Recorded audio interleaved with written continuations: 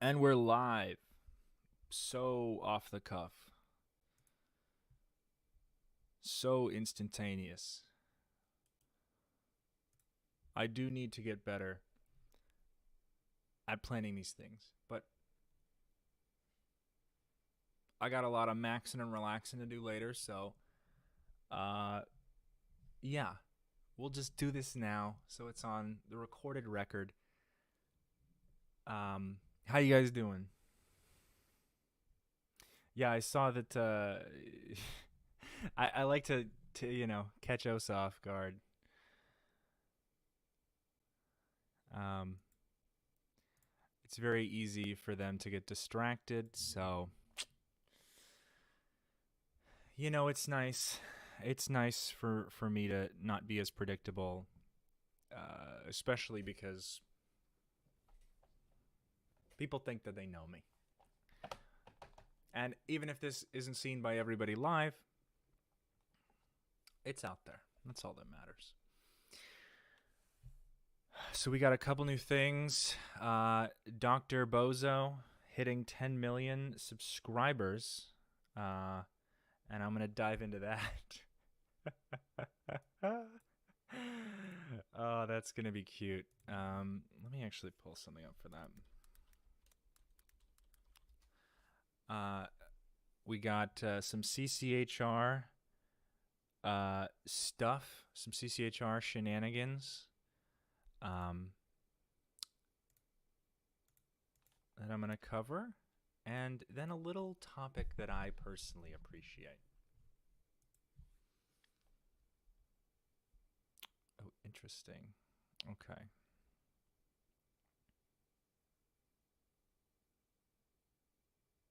Oh, that's even better. Okay, cool. So,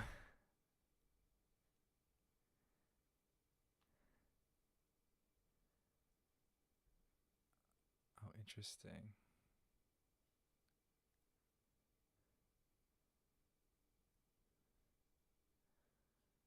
All right, all right, all right.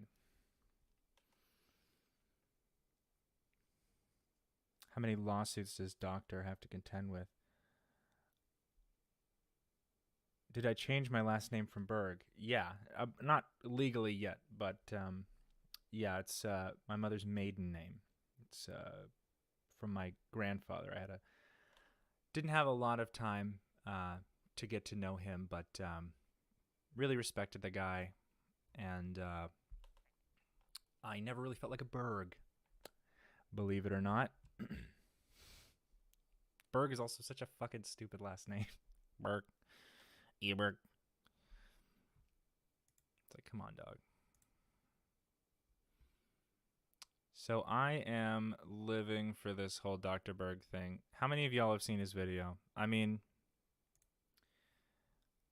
what I love about this 10 million landmark is not only is he at 10 million, but he has not surpassed 10 million on the dot. Not a single subscriber more than 10 million.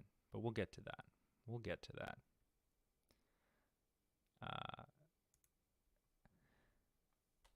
Not giving him the click. Yeah, honestly, we'll just do it here. It's easy enough. It's easy enough to do it here. Let's see. Let's look at some detailed statistics. I love it. I love it. All right. So let's watch. I've never actually watched any of your dad's videos. That's good. You're not really going to get too much other than sugar bad and, well, a recycle of just about every topic he's ever covered over and over and over again for the upteenth time in the same way with the same. Sometimes he actually does less effort. He once told me that he what was it? He was having memory issues. And he said, I find myself every time I research a new topic, I found I've already covered it. I'm like, interesting. Isn't it supposed to help you with that? He's just another common grifter, but one that I have a rather storied past with, because he is my biological father. And people think this is weird. People think it's like, oh, why do you have to air your dirty laundry? Your family stuff should remain private. I don't think so, personally. My father is a very narcissistic person. He's very manipulative. He's very self-centered.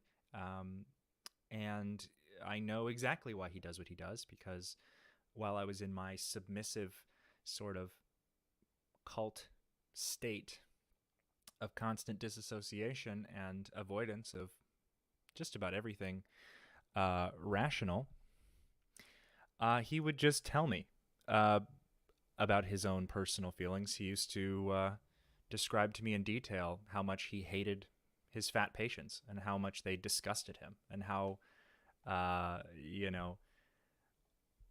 like, he looks at his subscribers like they are dollar signs. He cares so little. I mean, he appreciates attention, like all narcissists do, and he also appreciates validation. But he also thinks he's the smartest man in the world when it comes to health. So not only does he disprove this with almost every video he makes, but there's not a lot getting through, because Scientology says, negative emotion, bad, block out all the bad, let all the good come in, do everything, follow, yes men, hire people who agree with you, kind of thing.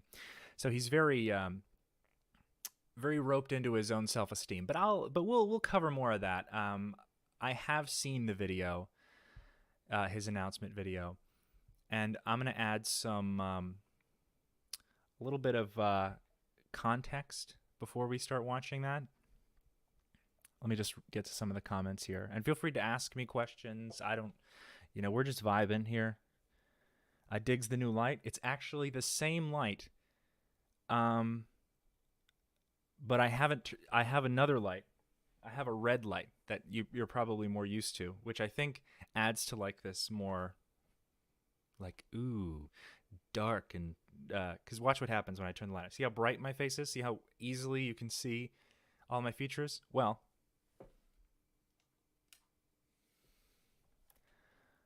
now we've cut that down significantly. Now it kind of evens the light and gives me a sort of darker silhouette. But fuck all that. It's a Saturday. It's gorgeous outside, which is why I am inside.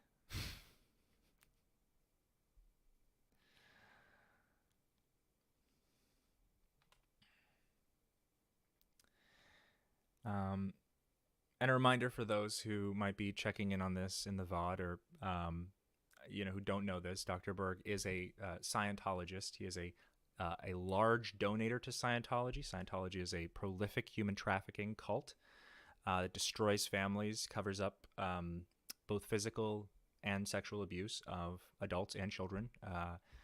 There are like known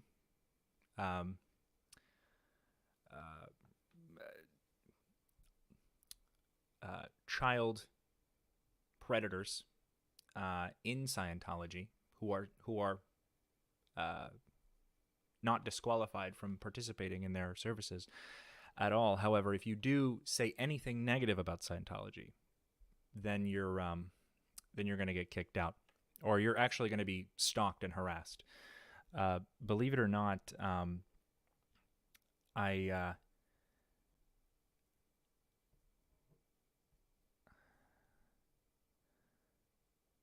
Juliana, come on, reel it in, girl. Listen. Anyway, I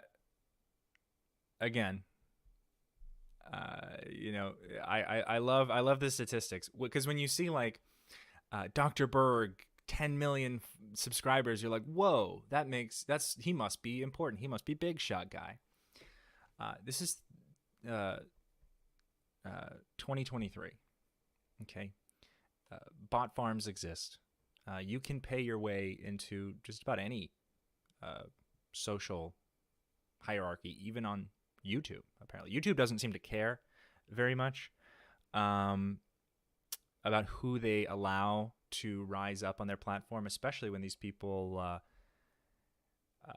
because it doesn't really equate to anything, especially like if you see people who, for instance, have a high subscriber count, but they have obtained these subscribers naturally, you're going to see that equate to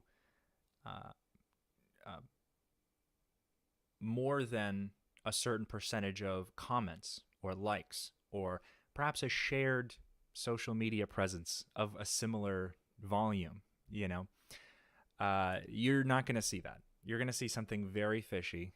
I've done this before. Actually, one of my most popular YouTube reels,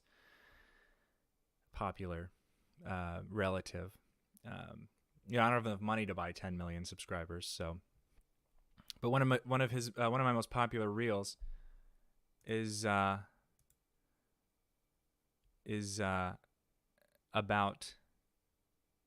him buying subscribers.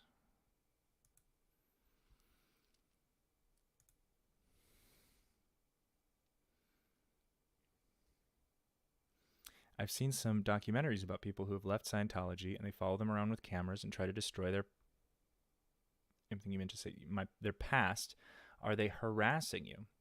Digitally, yes. I get a lot of Scientology Twitter trolls. I've had people threaten me in my DMs, leaving nasty comments. I've actually had a lot of phishing emails, which, because I think they really just want to know why, or they want to know where I am, so they can, ascertain future goals. Either way, they suck at it really bad. And I have my own thoughts as to why they haven't really cracked down. And this can change, but I think that if they show my parents, who are both zealous Scientologists who donate millions of dollars, if they show them that they are willing to harass and do all these things that they claim that they don't do because, the fair game policies, we threw those away. We don't use those anymore.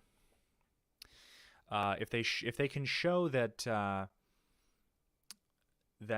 these policies are in fact in force, this would, I think, reinforce to them that they are also at risk. Because I'm sure my father has said quite a lot in Scientology auditing sessions that would be used against him if he left and actually talked about, the real problem. In addition to trafficking and covering up of abuses, can we mention the dumping of ill and elderly Sea Org staff members? Not very proactive health-wise. Yeah, I've seen this. When you become too old, the Sea Org is a billion-year contract, so you are in it until you are dead. And then in the next life is because they believe in a sort of reincarnation, sort of at-will reincarnation, where you wake up from your dead body and you just go find another baby body. Apparently, you have a pregnancy radar when you're a spiritual being. It's anyway. It's a very, when you become too old to work for them, you just become like a second-rate piece of furniture, essentially. And I've seen this here and there. They hide a lot of the elderly Sea Org members in the berthings. They have like a special berthing for them, and I think that they use them for like gardening or something. I don't know. Whatever physical activity or labor that they can do. Sometimes I've heard of, elderly Sea Org members who were just dropped at a nursing home and abandoned, and their family was like, "Where are they?" And then they're like, "Oh, well, we don't know. We just left them over there. You can go, or if their family had died, if there were elderly people who died, they would just cremate them on the spot. No autopsy, no nothing, because essentially the Scientology owns you when you sign that contract. But I digress. There's a lot of negative things I could say about Scientology and how they treat people. So let's look at a man who gives them tens of millions of dollars to do these things. Let's see what he has to say. So what I'm gonna roll this back a little bit, because before I left Scientology, I was working for him. I was working for Dr. Berg at his office in Alexandria, Virginia, and I was the director of quality assurance. Now, this didn't mean what it sounds like, because I wasn't really directing the quality of his products. That wasn't really, he outsources that. Nothing he does is made in house. He just finds like the cheapest people he can get stuff from, and he gets it done. But he uses currently a manufacturing facility in Clearwater, Florida. I think it's in Clearwater. It might be in Tampa. It's around there. But it's Sun something. It's slipping my mind. But anyway, he has let me get this chat up. Actually, I don't have the YouTube version of my chat open, so let me just open this.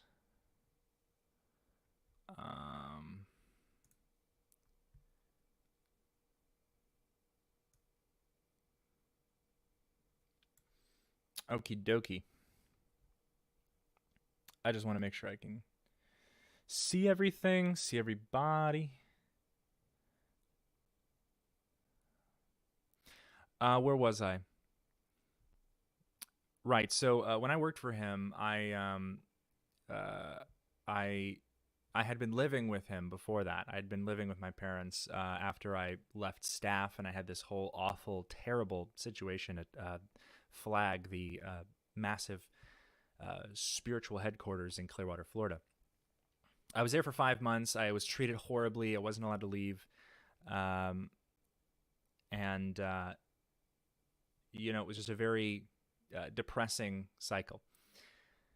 So I left. I was so fucked up by the whole thing. I left staff, where I was on staff in Atlanta. Just so many coinciding problems.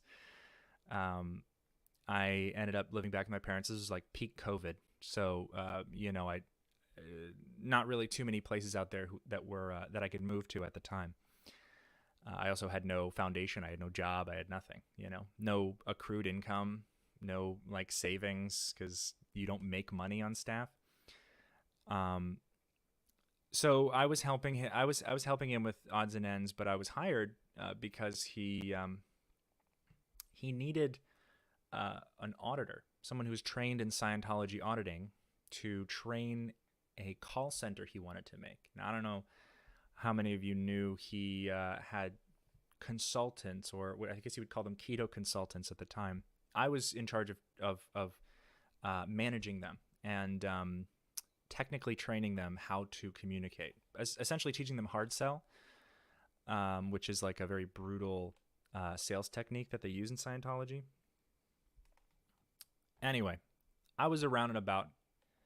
We were talking, and he was, at that time, not too long ago, he was about to hit a slow climb up to 5 million subscribers. Now, at the time, this was a very natural progression of subscriber growth. He didn't really understand how the internet worked still. He didn't really understand how he's a really bad marketer. I mean, he tries like everything he can to he hires these like grifter salesmen who just do fuck all for him, and then he's wasted a shitload of money and he's made no progress. This has changed since I left, because he needs to keep his SEO in check. But when he got up to about almost 5 million, I said, "Hey, you've never interacted with your public, with your community before, through your videos, because I mean, I knew he just didn't care, but I was like, you're gonna have to care if you want to actually grow. So you should make a 5 million subscriber video. And he was like, I don't really know. I'm not really interested in that. Here, you write it, then I'll do it. And I was like, I don't really know what to say about that. I also had a lot of other shit going on. I was dealing with an immense amount of depression and a host of other problems. So I was like, all right, if it's going to be that hard for you, I'm not going to push on it. You just do your own thing. At this time, not many people at all knew that he was a Scientologist. Very few people outside of the Scientology bubble actually knew that he was a contributor to the organization. Thanks to yours truly, this is no longer the case. So he did this video. I left shortly after that. I came out. I made my my Scientology TikTok or whatever. I outed him as a Scientologist, and it would be different if he was just sort of colloquially involved, or like, you know, haphazardly dipping his toes into Scientology or did a course or two. No, he is OT8. He has done every single thing you can do in Scientology almost twice. My mother has done everything more than twice. And they give tens of millions of dollars to Scientology. So, and I'll just say millions because I don't understand. I'm not looking at their current information, but I was there when they passed $7 million donated. So shortly after I made this video, I was, you know, disconnected. My parents disconnected from me. Everyone I ever knew blocked me. I lost just about everything. And he eventually hit 5 million. He slowed down aggressively. He slowed down, and then he picked back up again. And because he was right there, he was at like 5.9 something. So he was. It wasn't going to be hard for him. Fuck,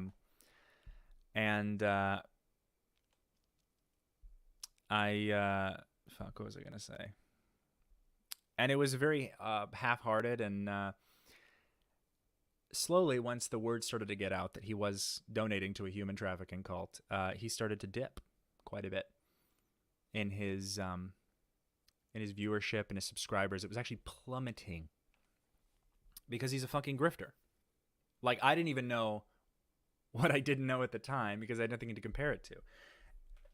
Outside of the Scientology bubble, I had a lot of resources at my hand, and I was just able to look at the logic of the situation. I was able to look at all of his the vast amount of like scientifically contrary opinions. Like I realized, like, not only is he economically stupid, he's scientifically ignorant.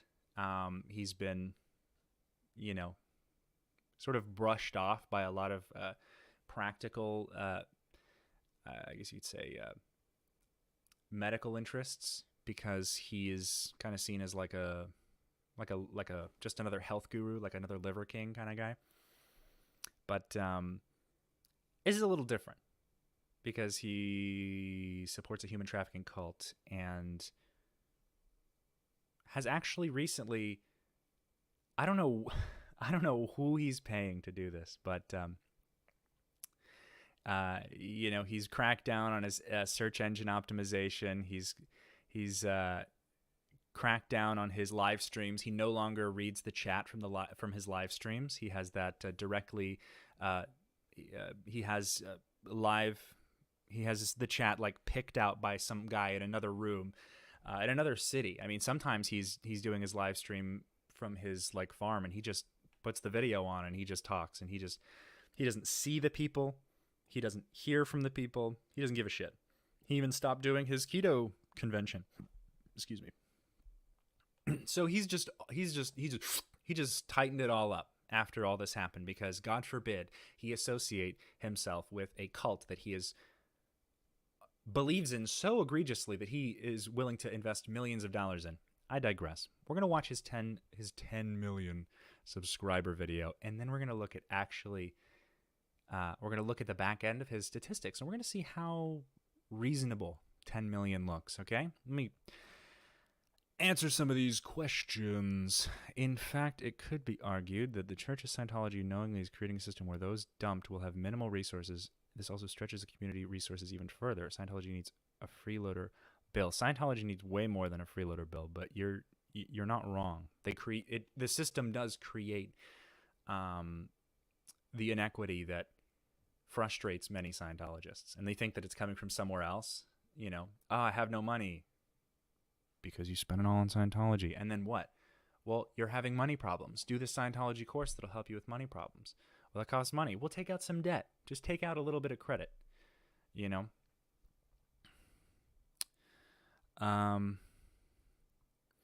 So it is like a self, like a whole, self-sealing system. Pause John Sweeney literally as he screamed, "You were not there at the beginning of the interview." John Sweeney, why does that sound so familiar? Relabeling vitamins has a huge markup. Yeah, dude. Like, he makes shampoo now. Like $20 bottles of conditioner. Look, I like hair care as much as the next guy. I just, I'd be remiss if I said you probably shouldn't. If you really care about your hair, you probably shouldn't be buying Dr. Berg's conditioner. Okay, his $20 conditioner for less than $20, you can probably get a conditioner made by people who actually know what the fuck they're doing.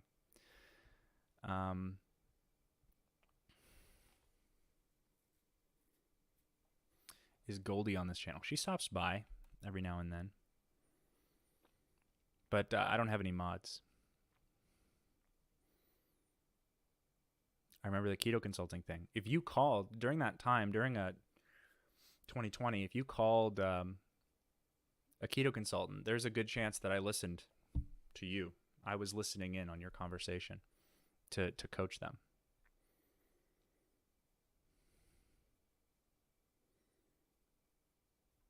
He got Giuliani. So we got 5 mil organically. He got to 5 mil from the years 2008 to 2020. Between, I'm really not good at fast math. Between those years, he slowly built up. Within the past 3 years, he somehow closed the other 5 without gaining any greater visibility or increased engagement on his profile. We'll get there. You're pushing me to move ahead.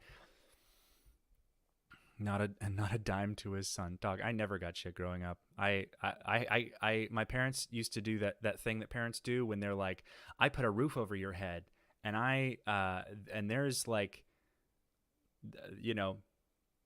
you have a bed to sleep in, and there's food in the fridge. I'm like, yeah, legally you're supposed to provide that to children, to a child that you made. If you didn't give me these things, this would be child abuse.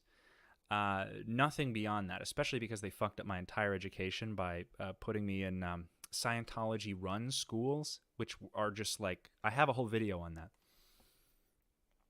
But it's yeah, we were not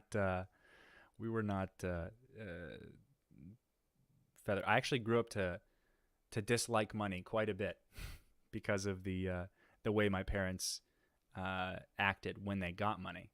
It was very disgusting.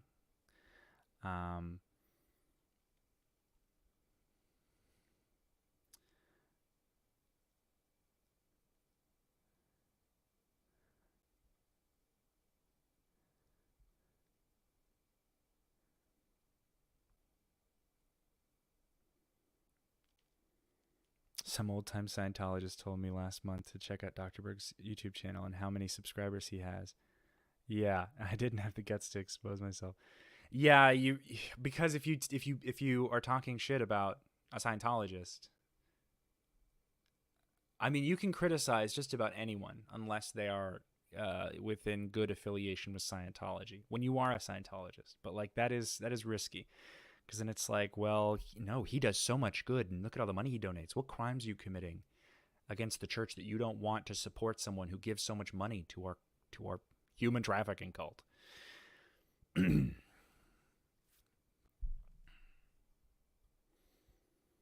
Don't mean to sound mean, but you're better off without your dad. That's not mean. I wholly agree. This man was never there for me when I was a child. Never there for me when anything mattered. And he shipped me off whenever he could. I don't give a fuck. Oh, you have daddy issues. Yeah, that's why we're here. If your dad funded a human trafficking cult, you would have daddy issues too. Dog, I got issues up the yin yang, but you know what I don't have? I don't have affiliations. I don't have praise from a human trafficking cult that abuses children. I don't waste my money on like pseudoscientific zealous brainwashing programs. You know, there's a lot of things that I don't need, and he's doing just about every one of them.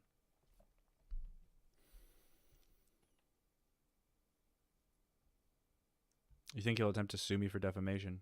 Discovery works both ways. I have to actually lie, which he's well aware I have not yet done.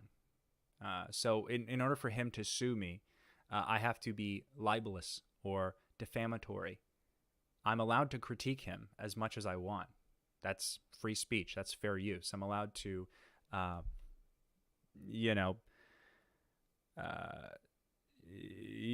allowed to poke fun at the man who brought me into this fucking world, especially when he's doing things that I believe are unethical. And when I have, I guess, a more advanced knowledge of who he is as a person, because I spent my life influenced by this guy. Yeah. All right, y'all. Let's watch this video. But no, he'd have to be a really stupid person to sue me. I'm sorry. I mean, he might be. I might be pulling the trigger a little fast, but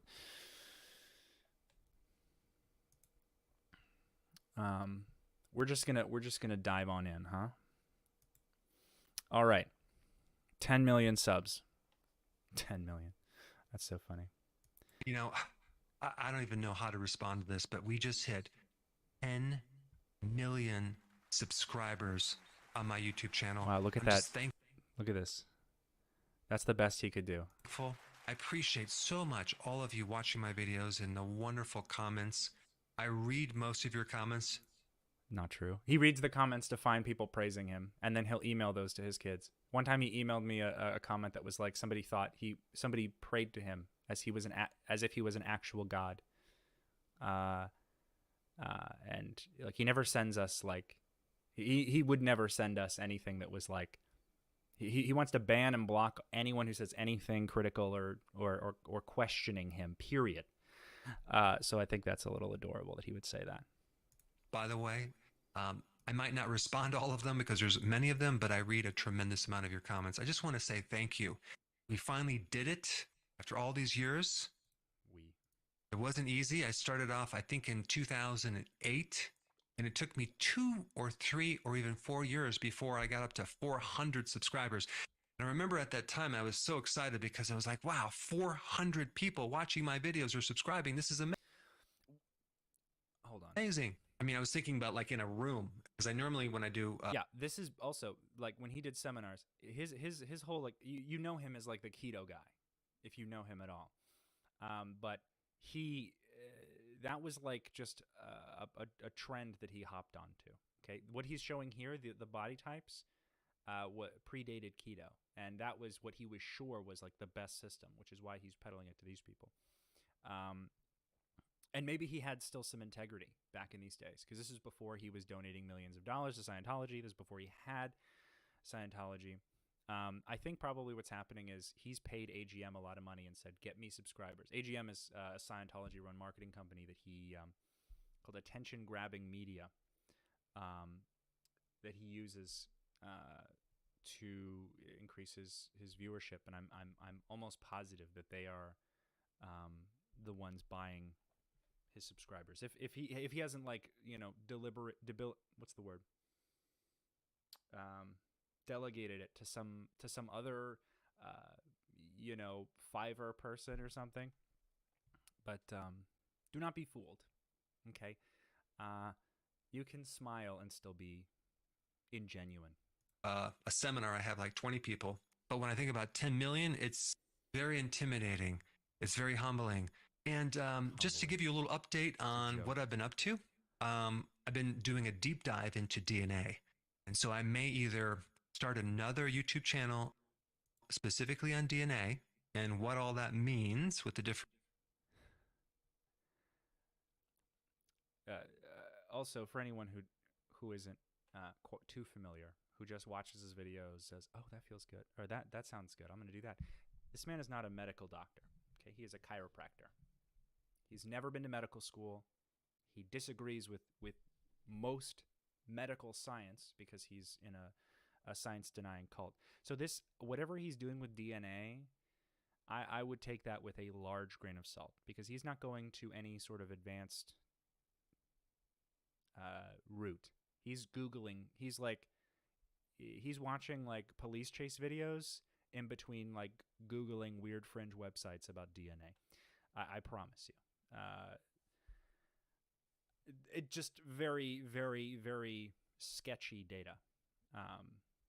For gene problems that someone might have and make it really simple. Or I may mesh it in with my existing channel. So that's coming up. There's just a lot of learning in this area, and to be able that he has not done, okay, that he needs to do, that he needs to go to get higher learning, okay? You're not getting any younger.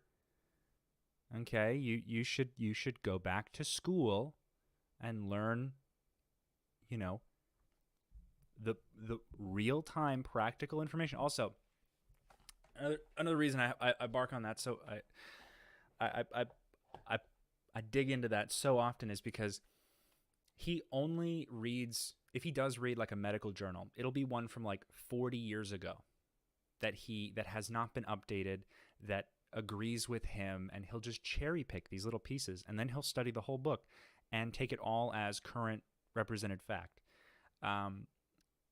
He has no interest in following like actual science in a way that's meaningfully legitimate. So whatever dumbing down he does of the topic of DNA, because also he's an anti-vaxxer. You should know that he believes vaccines cause autism. He does not understand how DNA works, and I doubt even when he comes out with this stuff will he know enough about the subject,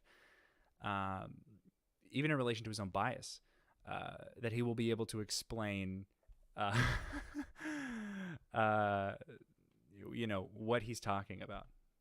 To explain it simply, you have to understand it. So, and that takes quite a bit of time.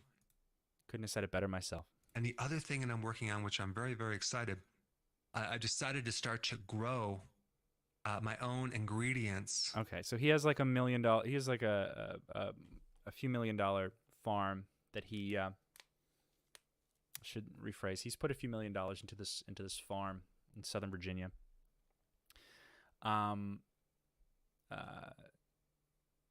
Yeah. It's just a gardening vlog, I think is what he's talking about. I don't know about you, but I think you should just watch like an expert on gardening. I don't know really what this has to do with his thing. I think it's his hobby that he's like, he has so few like genuine interests as a human being. And he can't like go out and interact with people because you know, someone's going to ask him about Scientology, and then he's just going to run away like a little girl. I think this is his way of like making something out of nothing. It's just his hobbies. As kind many of like, ingredients as I can on my own farm. That way I can control the quality. I can control the microbiome and the soil, the health of the plant. I'm going to video the whole thing.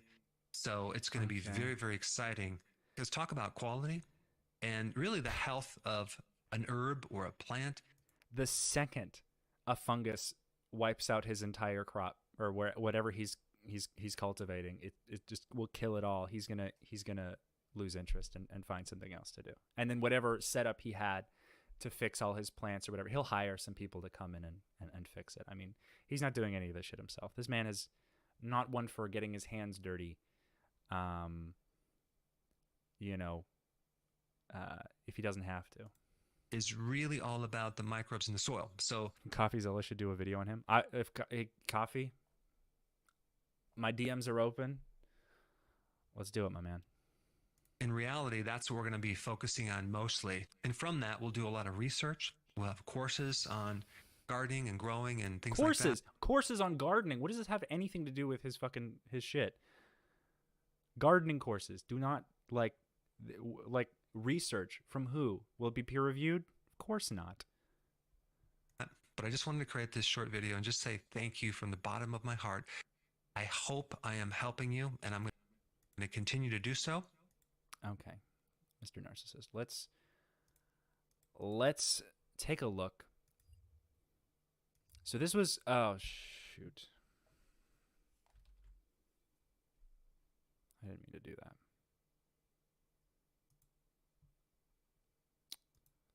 Okay.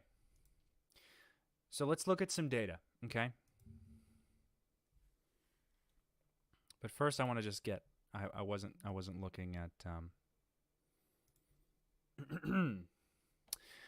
okay, so the 10 mil subs thing, that was, when was that? 3 days ago. Okay. So in 3 days,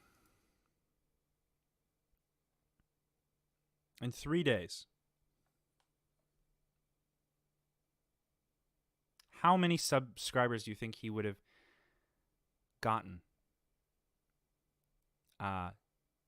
after 10 million? Usually, if you're building to 10 million, you're a popular person, right? So I just want to ask, how many subscribers do you think he's made in 3 days since that 10 million subscriber video? I'm asking because I have a real-time counter that refreshes every second.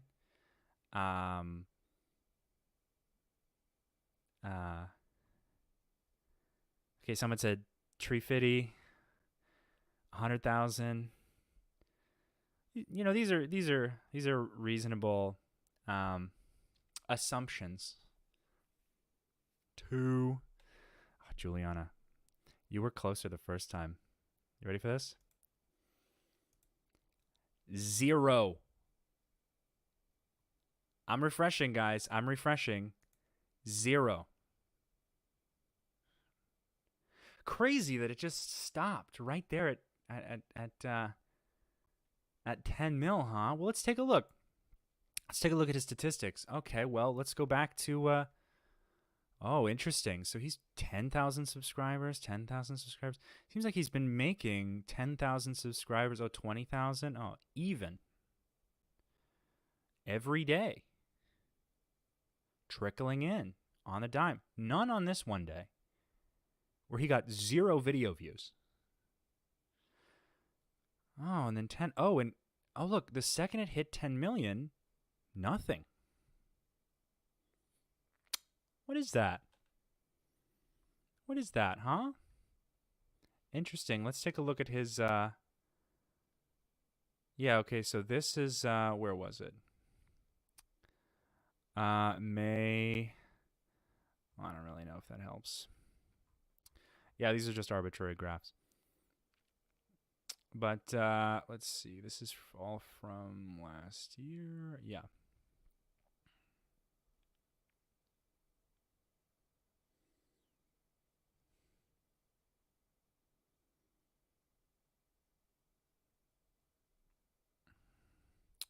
You see, this is where I get suspicious, especially because when you look at his videos,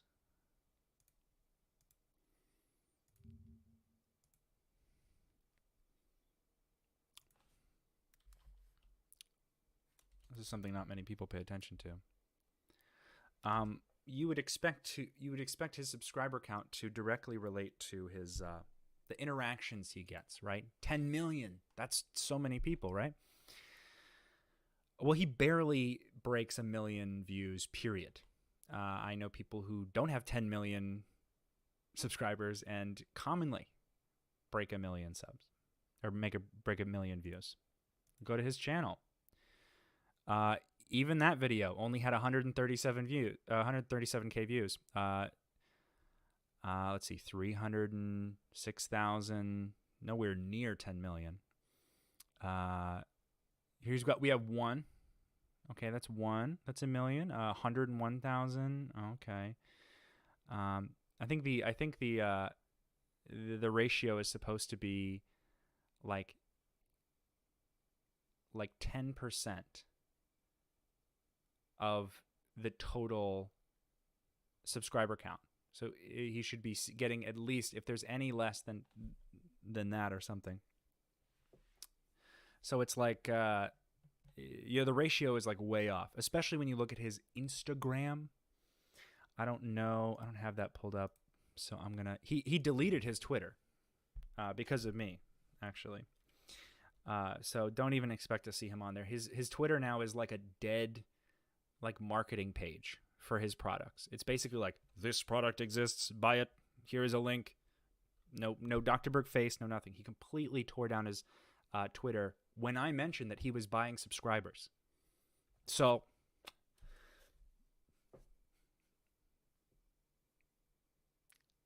I could be crazy, but I know I'm not, because I know this man better than he knows himself, and he should realize that by now, and he should be asking me for help to get out of his awful behavior and his cult. But he won't, because he's a little baby.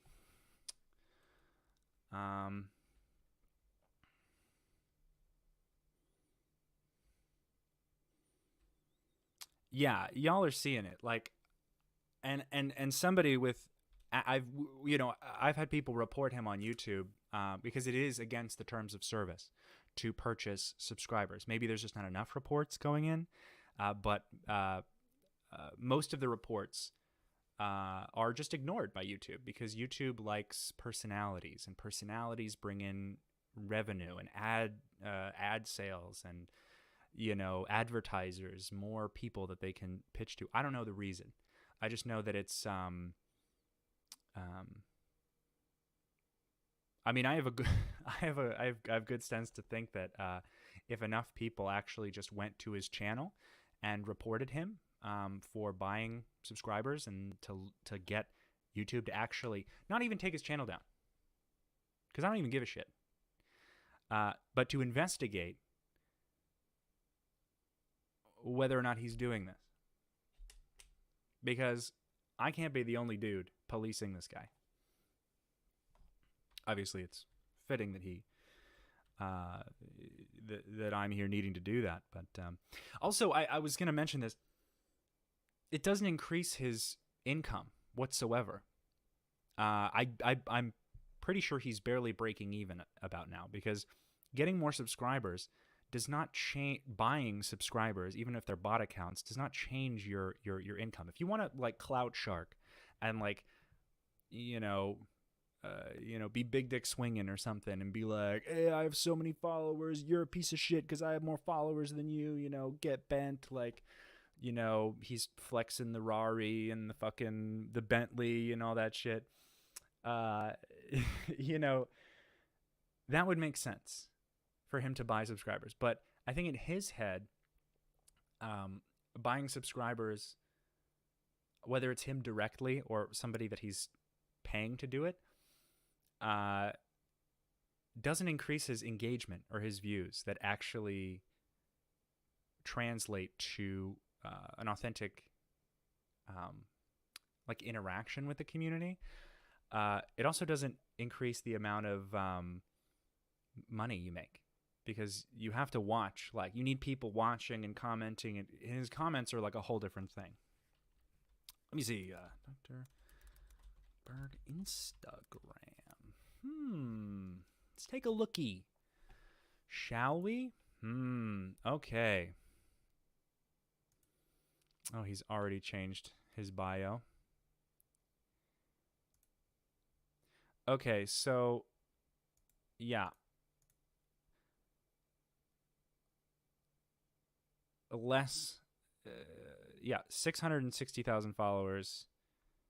I mean, for this like Hootsuite quality reposting and like these courses, which are just YouTube videos, by the way.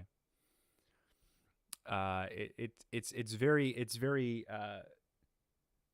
pathetic. Jude, what's up, man?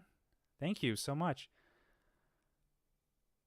Most cult leaders have a babe farm. It's odd how neither LRH or We Dave has had a babe farm. There's a sex dynamic, 2D, and it's not a sex cult. Why do you think that is? Keep up the good work. Thanks, Jude. Jude had me on his podcast, Neurodiversity Gold. We had a really great talk. I had to wake up super early for that, actually, because we're in different time zones. So I made it work. But it was we had a really good talk. Y'all should check it out. It's Neurodiversity Gold. Why isn't it a sex cult? Well, I mean, I think the biggest reason is because to legitimize himself, L. Ron Hubbard had to kind of like inauthentically like legally bend where he had to keep money flowing. I don't really think he was involved too much with like control over women, or like as like sexual objects, or like children as sexual objects. You know, he might have thought of them like that in his own capacity, but realistically, I think it's more of a in order to keep the money flowing, things have to look or appear legally sound. Now, he was able to actually manipulate his members into fighting for him and to deflecting and, you know, creating this sort of like double-phased view where you as a Scientologist have the core beliefs of Scientology, which might be more outlandish and more crazy, like, you know, millions of years ago, Xenu blew up bodies in volcanoes on Earth and sprinkled those souls onto bodies, and that's actually the real cause of all your problems, or like past lives in different alien predicaments. And you can also, on the other hand, have this view of, oh, well, we're just a non-denominational, support group for like it's slipping, like a non-denominational faith where we of the church believe that man is, has been harmed, and we're doing everything we can to fulfill him spiritually, and all our only interest is to bring people closer together and to hold hands till the end of the universe. It's like, no, that's like, so they have this like double phase of, we know everything and we're right, so therefore we are better, but the public's not going to believe that or take too kindly to opinions like that. So we there's a boiled down version that they use for PR, which is now that sort of line has been torn asunder, and you can kind of see between the lines now that more people are leaving. I mean, more people are out than have ever been in. That didn't make a lot of sense. More people are out now than there are Scientologists. There are more ex-Scientologists in the world than there are current Scientologists, is more of what I meant.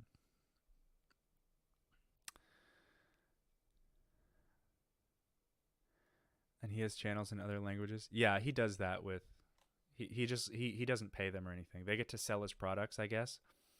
but all of the other language channels are just fans of his that idealize him so much that they translate his videos for him.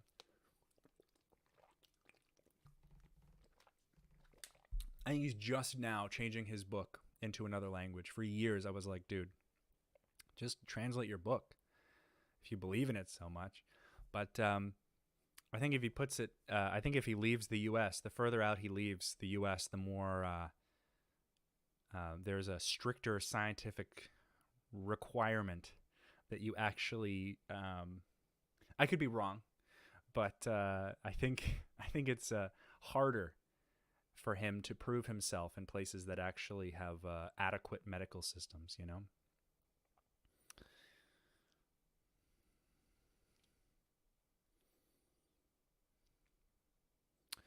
They are experts at finding your ruin. Yeah, absolutely.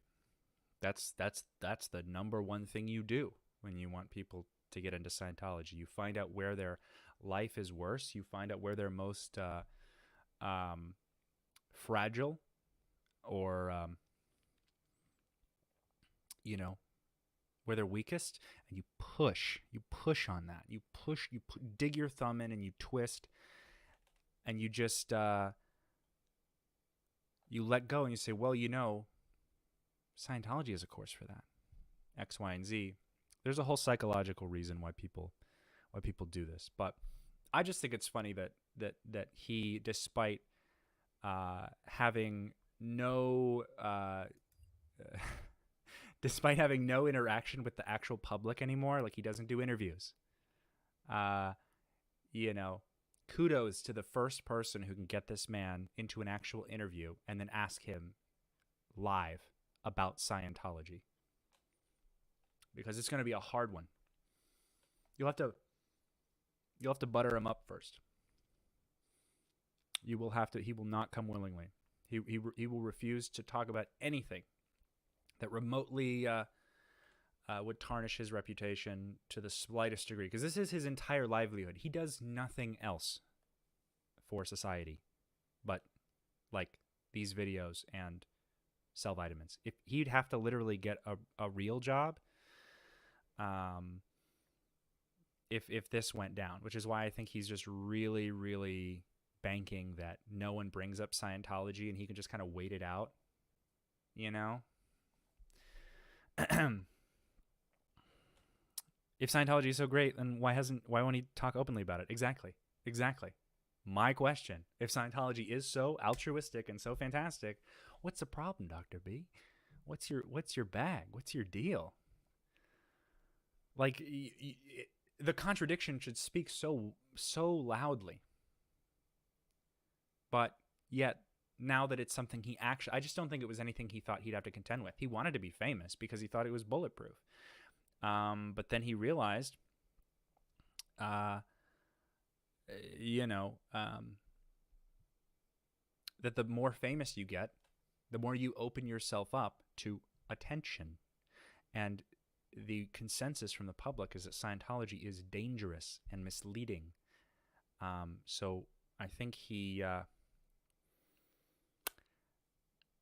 sort of just fell into that through his own hubris, you know.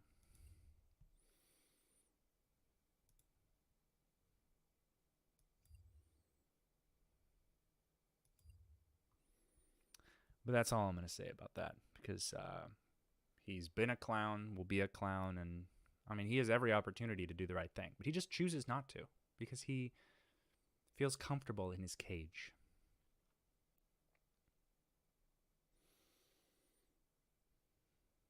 Question, Ian, what was your tipping point? I have a book. I have a notebook full of tipping points. What tipped me over was I think just having a good memory, and one tipping point reminding me of all the previous, and so on. There is only so much abuse you can endure and so much gaslighting you can take.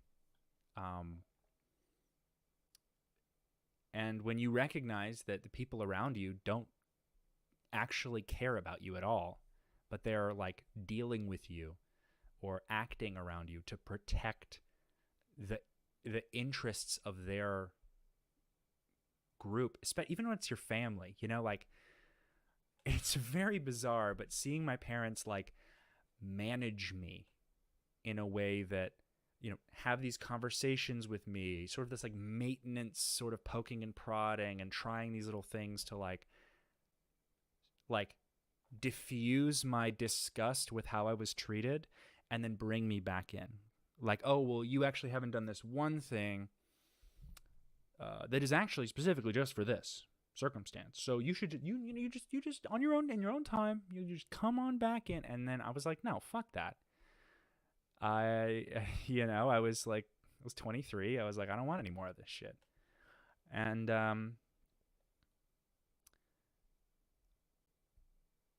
when it's coming from everywhere, you know, I'm divorced now, but you know, when I was married, it was coming from her as well.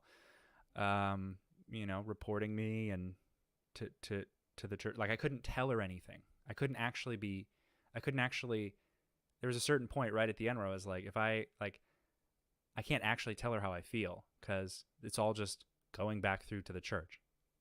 So enormous amounts of betrayal.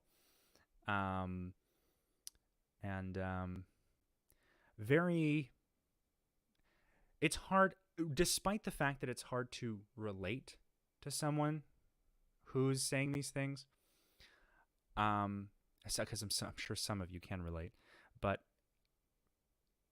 you do not necessarily, it is not required that you relate to someone to empathize with, you know, feeling trapped. Because I'm sure like we all feel trapped to some degree.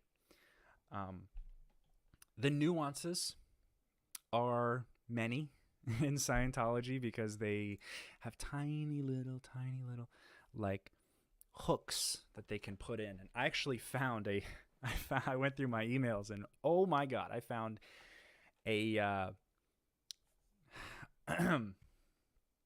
report where I summarized this whole flag situation that happened to me. And it's a few thousand words.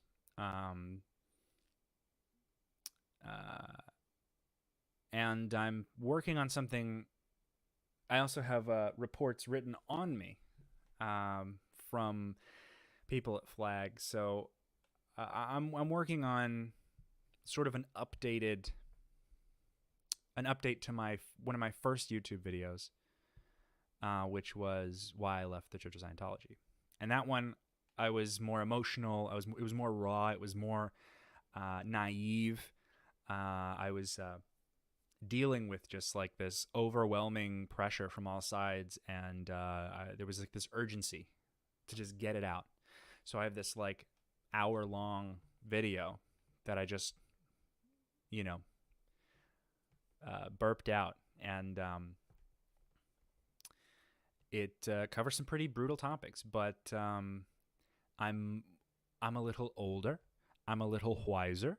I'm more academically inclined on the subject now, which I think is definitely important for anyone who's leaving a cult and anyone who's leaving Scientology, to educate yourself on coercive control and,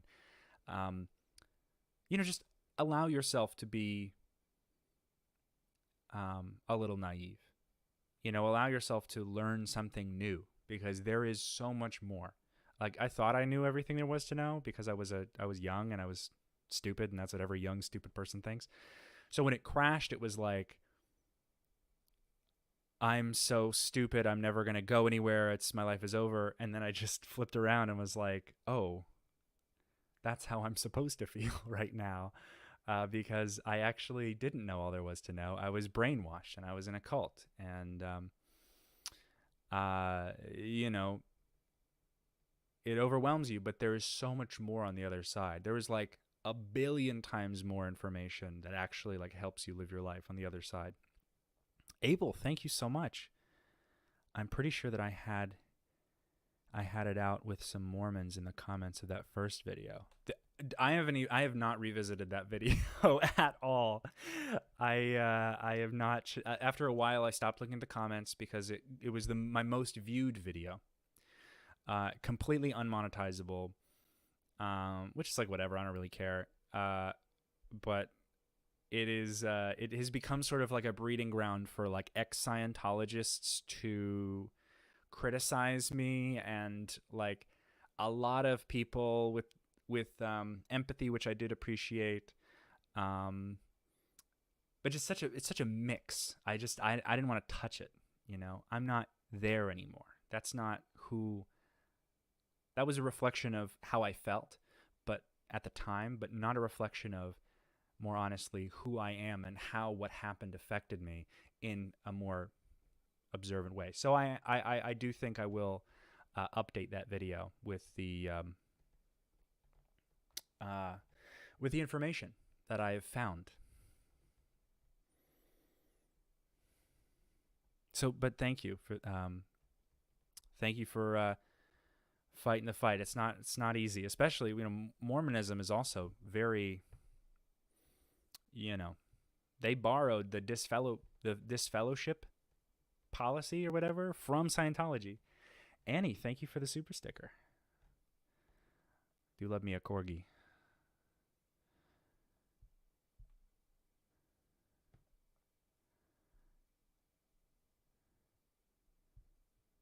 Depression and anxiety will also enhance that feeling of I'll never do anything or whatever. Yeah, on top of that, my self-esteem leaving Scientology was, and I'm sure this is like this for a lot of people. I actually, for second generation Scientologists especially, your self-esteem at a certain point becomes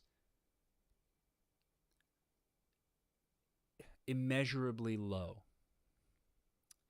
And you're very used to PR, which is in Scientology, it's public relations, which is normal. But like Scientology speak, PR just means what you're putting out there. So you PR, you lie, you pretend, you put on a show for your friends and family, and you say, oh, things are good. I'm just working on a few cycles and everything's, it's a lot, but I'm working to handle it. And behind the scenes, you are so incredibly like fucked beyond repair. Like everything is crashing around you. You can't spread N theta. You can't spread the negativity. So you reel yourself in, and you say, I don't know this person. This person isn't part of my personal thing. If I talk to them about the bad stuff that's happening to me, that's N theta. That's against policy. I can be declared a suppressive person for talking about that because it's spreading. It's tarnishing the reputation of the church to its members.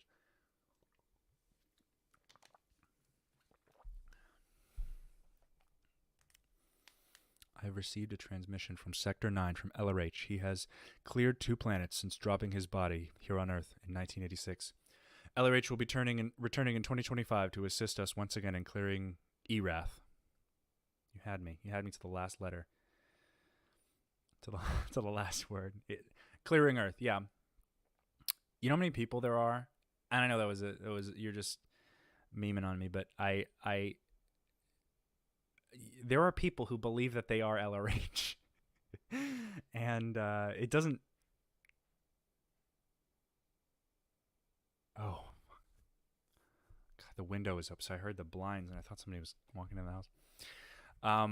There are people who believe that they are L. Ron Hubbard. And what's funnier is that even if he did come back and he went and said, I'm L. Ron Hubbard, they'd be like, no, you're not.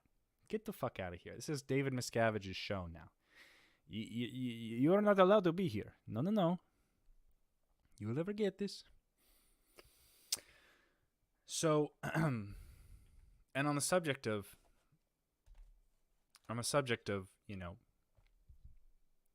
Scientology, second generation Scientology,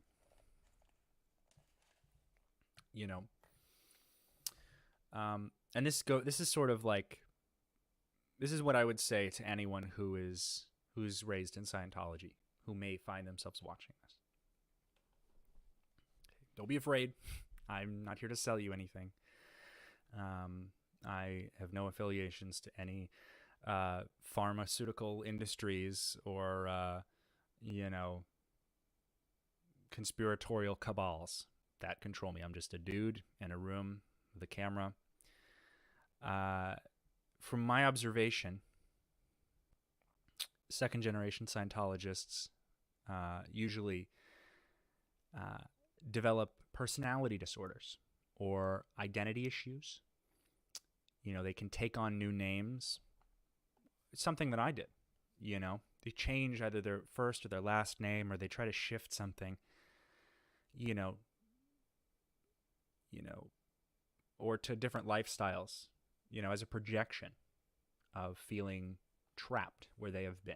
Okay, you don't want to go anywhere else because everywhere else is scary. You've been where you are, you're very comfortable. You know, you've been raised in this system that you understand, but might not be treating you well. And if you're anything like me, you're blaming yourself. And it's a safe way to kind of leave your pain with the person that you were before you really started to like deviate. And it might be a silent deviation. You may not want to talk about it, and that's okay. You're allowed to be private. But, you know, what I've seen is certain people become settled in their prison of indecision and insecurity. And, you know, you'll say maybe the next grade chart step or maybe the next training course, you know, will solve your problem. Whatever goalpost, you know, the goalpost for ultimate satisfaction moves further and further away. Does that make sense? I mean, from what I've seen, children of wealthy Scientologists are often worse off, you know, because not only do they usually just either get what they want or have people to look after them to give them what they want, they never really develop a real foundation, and their education is almost always skewed or partially non-existent, you know, because Scientology, how they think about schooling, and how Scientology training will teach you 10 times what any school will ever give you, which is a lie. And I'm sure you wish you were smarter, but this is not the end of the world. Okay, it's not about you being the smartest. It's about you being happy and okay and safe and not exploited. They become very entirely dependent upon the system that they know, Scientology. Joining staff or the Sea Org can be a safe way to stay enclosed into that system and to avoid the pressure, whether real or imagined, okay? Because, you know, Scientology parents propagandize the outside world and people, which is why a lot of people watching this may not believe, you know, may be inclined to not believe someone if they're talking critically about Scientology.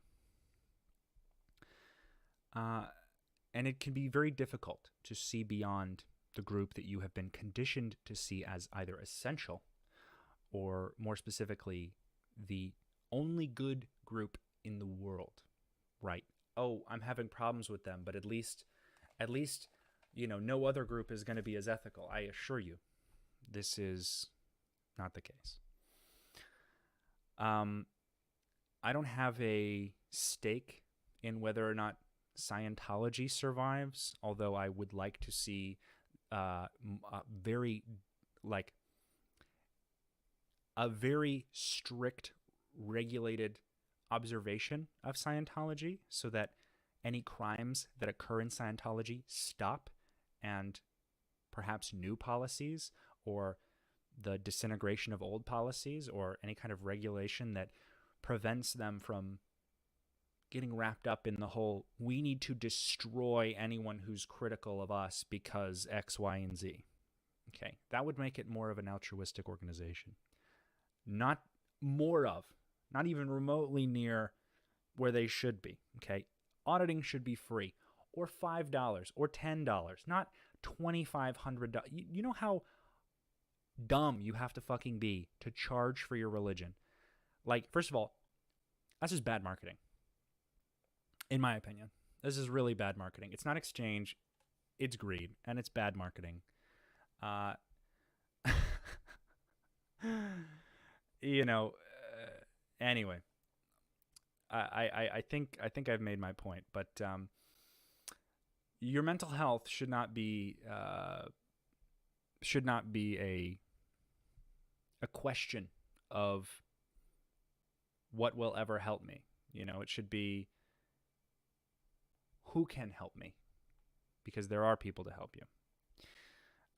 Because I've been helped, and I am not on antidepressants, and regardless of whether or not I should be, I'm not there yet. I don't feel like I need to take them. I'm not,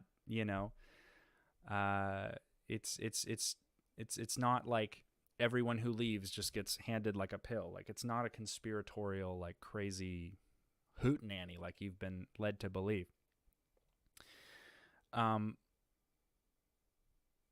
It's just about taking care of yourself and not allowing people who lie to you to run your entire existence. Okay. So I've been getting trolled. I've been approached by trolls on Twitter. Well, they've probably blocked me by now. I haven't really checked. They usually do about this time. Usually when they stop responding, they get blocked pretty soon. Oh, not yet.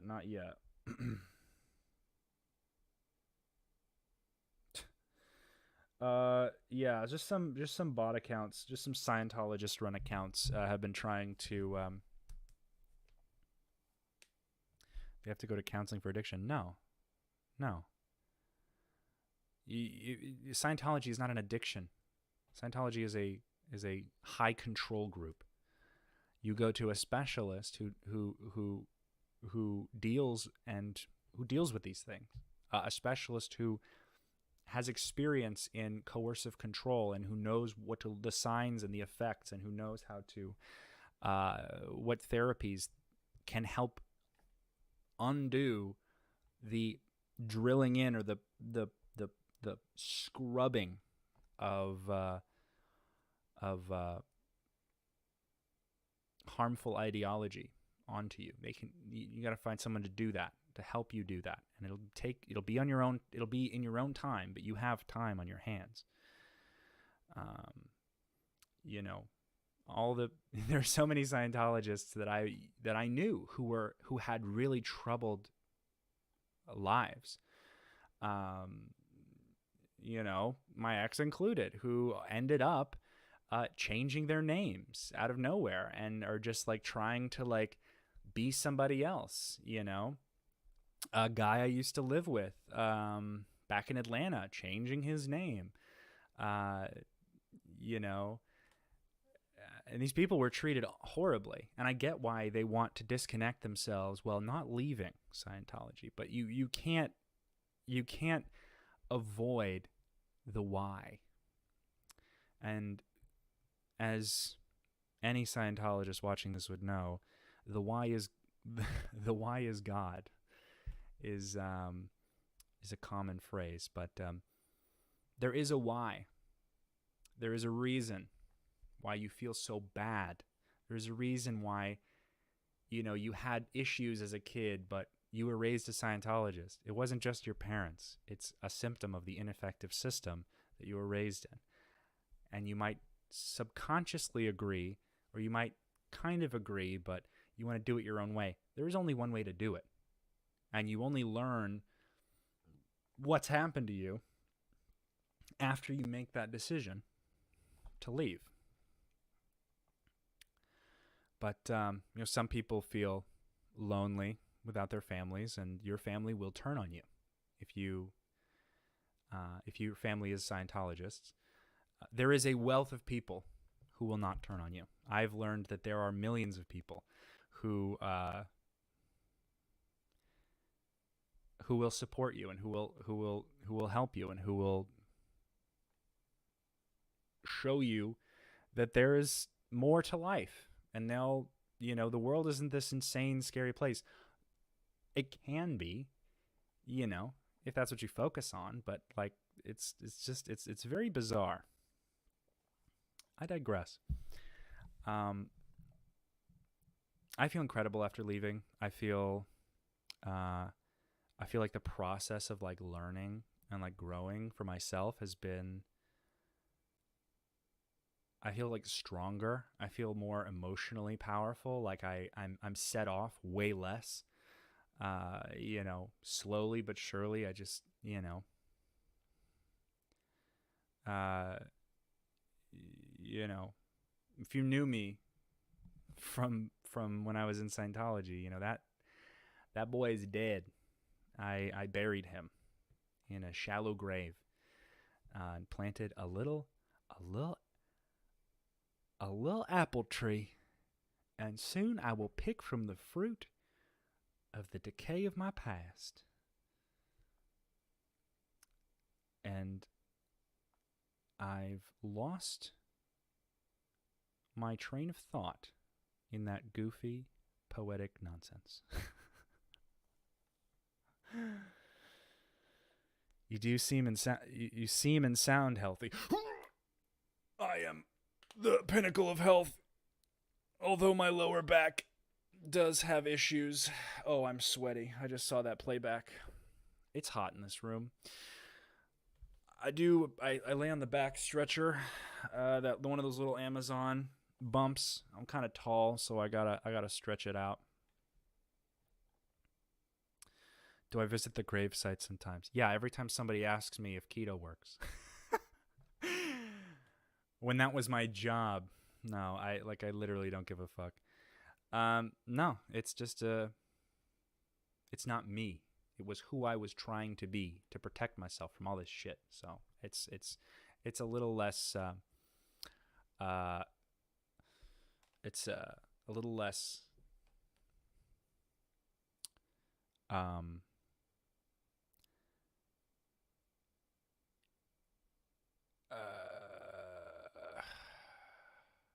it's not as complicated as all that. I just realized where I was failing was this person I was expecting I had to become at some point.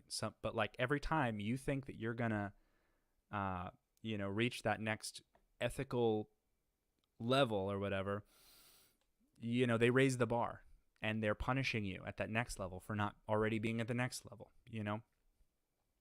And you can only compromise with yourself so much until you're thinking,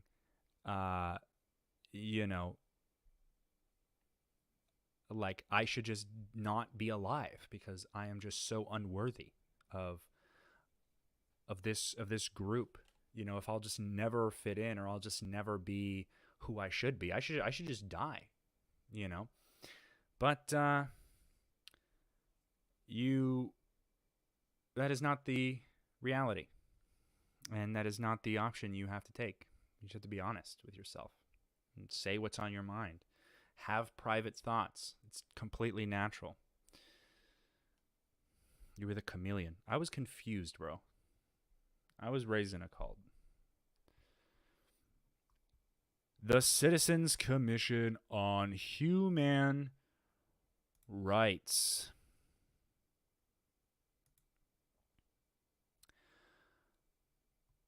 Why am I talking about this? Well, we're talking about mental health. And I want to show to you, I know it's Wikipedia, but the good thing about Wikipedia is Scientologists are not allowed to edit it. Because if they would spread their propaganda through many different sources.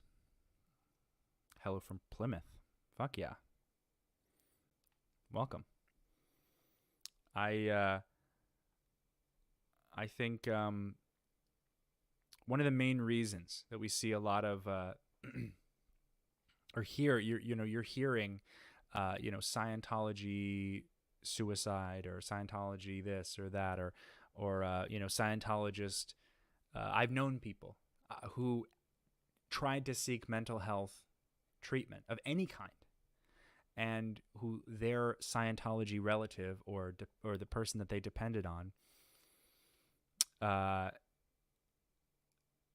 withheld that treatment from them, made it worse, and almost drove them off the fucking edge. I wonder. I do wonder how long the actual list is. I'm getting really distracted by the chat. I don't know how people do this. My ADHD was not meant to make me a streamer. Anyway, so Scientology restricts mental health services not because it has any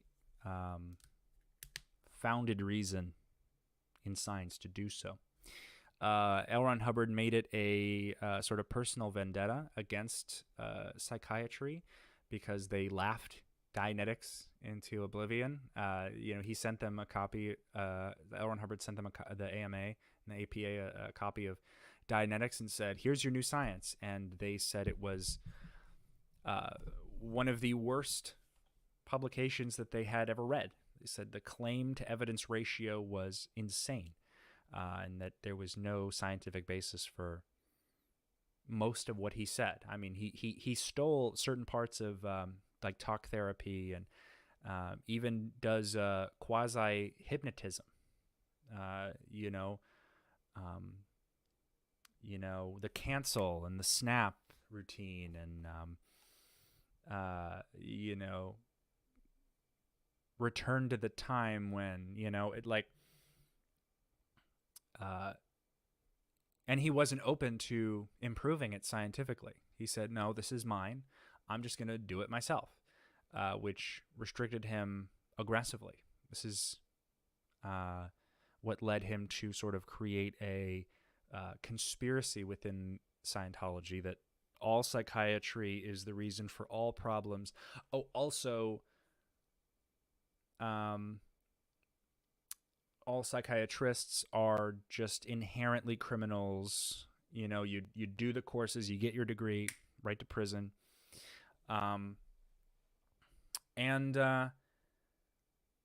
They've went to such an extent to kind of meet LRH's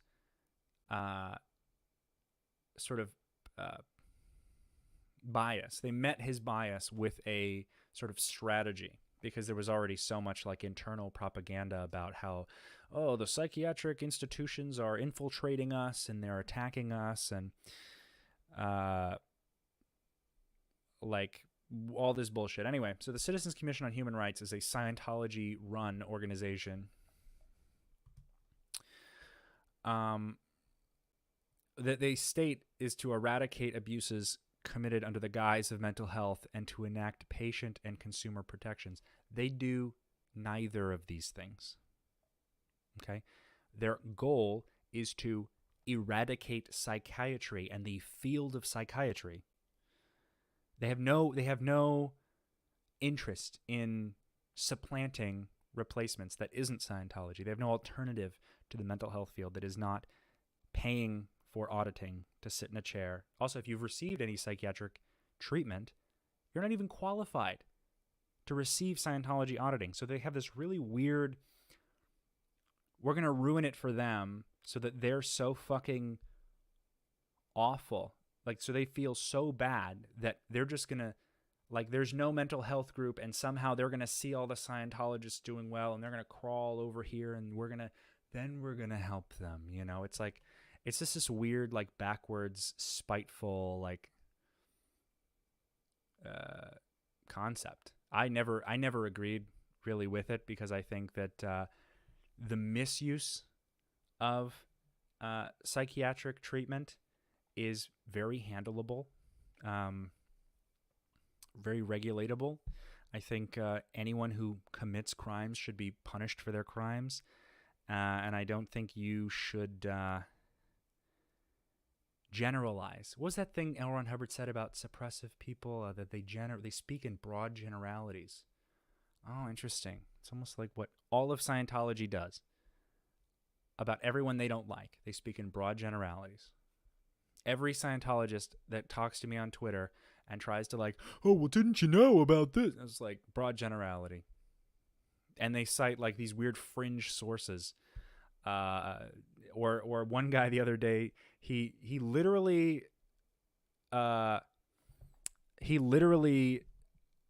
was like tweeting at me while being like, "Psychiatry survivor on Twitter says,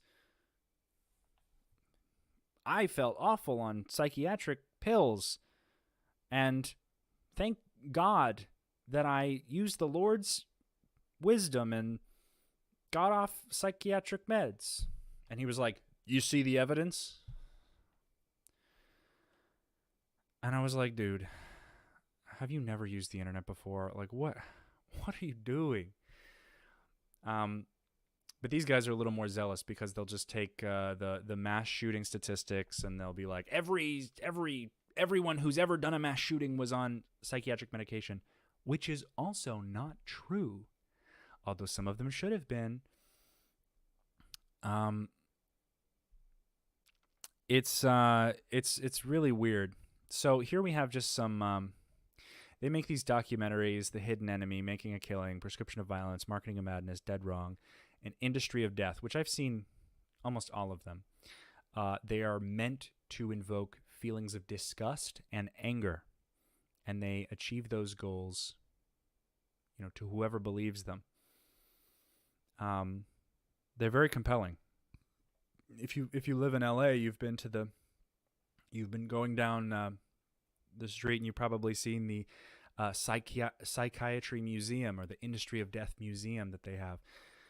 It's literally a Scientology-run propaganda center.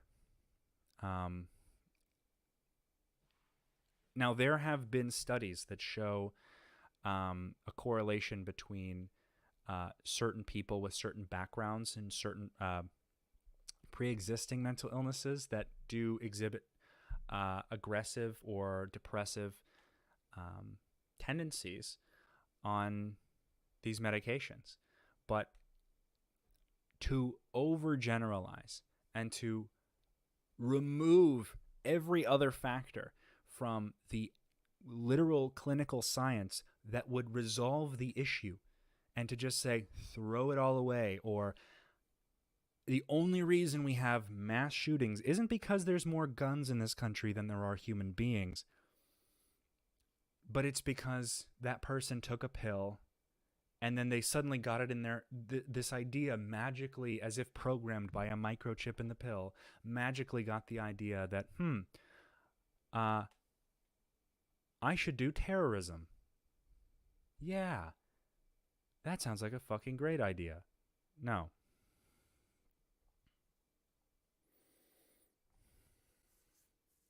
And discuss with your doctor. Like, you don't have to take them if you don't think you need them. Like, it's such a weird disconnect. No one's forcing pills down your neck unless you're like, down your throat, unless you're like a danger to yourself and others, in which case I doubt that they're giving you medication with any of those side effects. If anything, they're giving you tranquilizers, which like just make you less aggressive, period. They just make you less active because you're psychotic and you need to sleep and you need to chill out, Let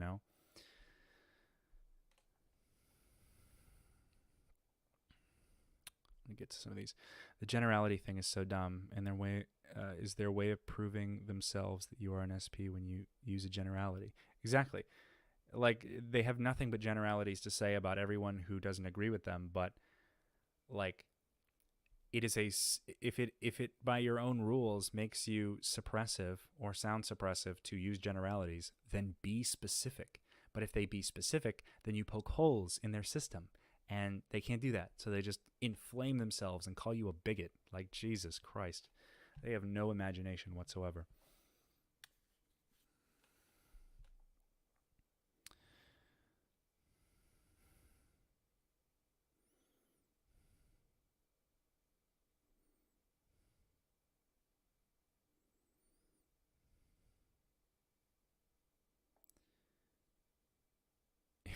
James, you really don't give a fuck. James is too cool for school. James don't give a fuck about anything.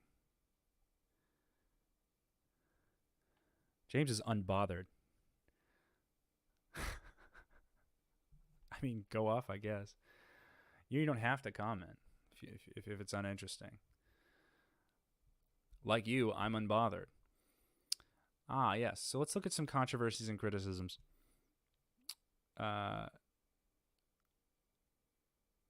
So, Rhys Miller, which I'm not sure what that is.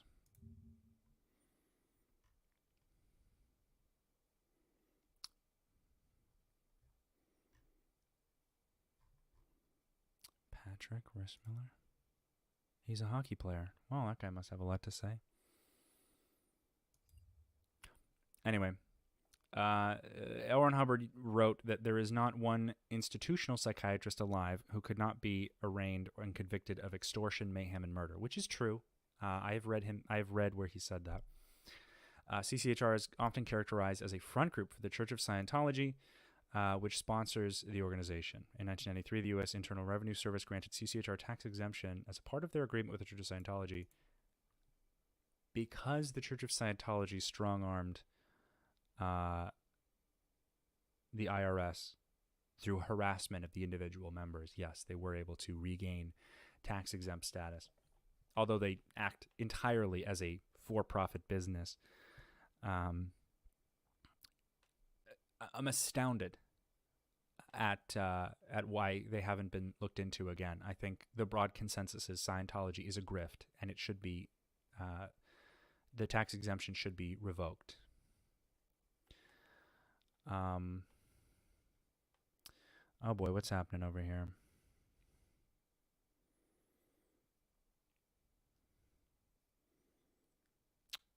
Okay, they're talking about medication.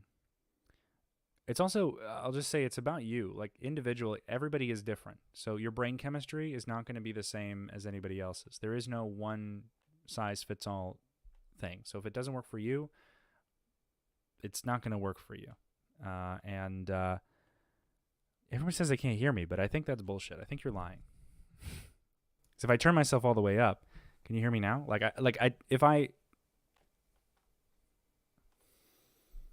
He's on the subway like shit. But it's about what works for you, and the medical health industry is geared towards attempting to find where you fit. It could be more organized, sure, but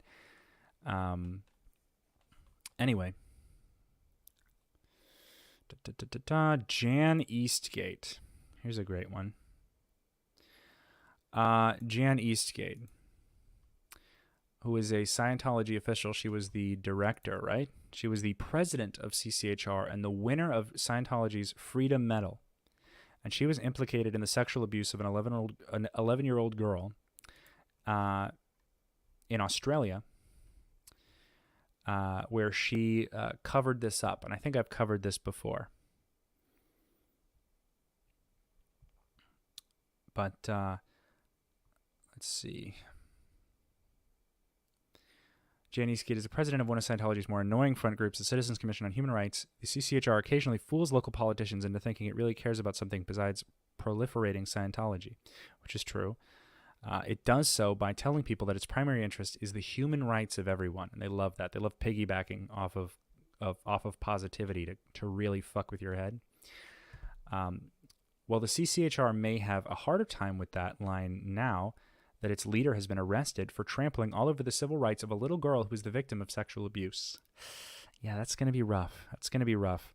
Eastgate was charged with perverting the course of justice after it came out back in 1985 that she had coached a little girl, Carmen Rayner, and Rayner's mother to lie about sexual abuse of the girl by her stepfather. This happens constantly in Scientology. This happens so often in Scientology that once management gets wind that it is a sexual abuse of a minor, like a serious crime, there is a no paper policy. It is there. They no longer write down. They drop the pens. They don't type anything up. There is no written record to be taken per policy in management of these situations because they've been raided before. The Church of Scientology has been raided. And they have found a lot in these raids. So in order to protect against that, Scientology is a very good, very aggressive proponent of shredding all internal documents as much as they can. I know because I used to shred. There's a shredding bin. Like there's a trash can and a shredding bin for just shredding, where you put literally every piece of paper into shredding so that no matter what, nothing you do can be found out once it's happened. Anyway, you get why someone would want to shred documents. But this happens so much, especially with child abuse, especially because as a member of Scientology, or especially of the Sea Org, where you're like, you're a required, what's it called? You're required by the laws of the land to report on these instances. It is illegal for you to not report it when you hold certain titles, especially that in a community setting like a church. So when you, as a Scientologist, fail to report the sexual abuse of a minor, you're actually breaking a very serious law. And you are endangering this child's mental health for the rest of their natural life. But I digress.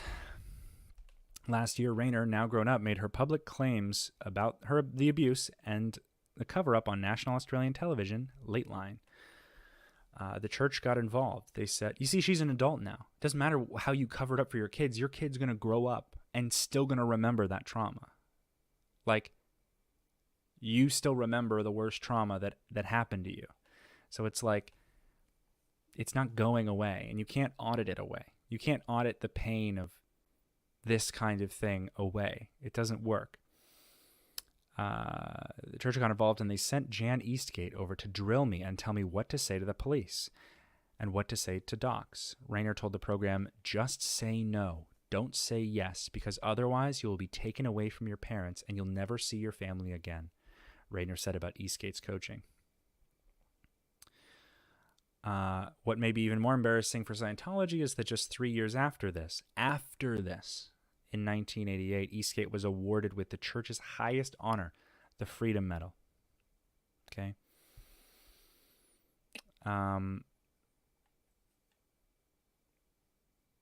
Eastgate is also known to Scientology watchers for telling stunned John Sweeney of the BBC that evil psychiatry was actually behind the Holocaust. Yeah.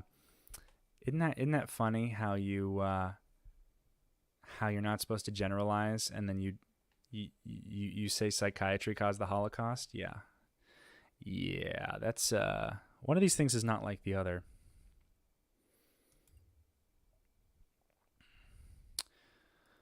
So, doing some research, a lot of the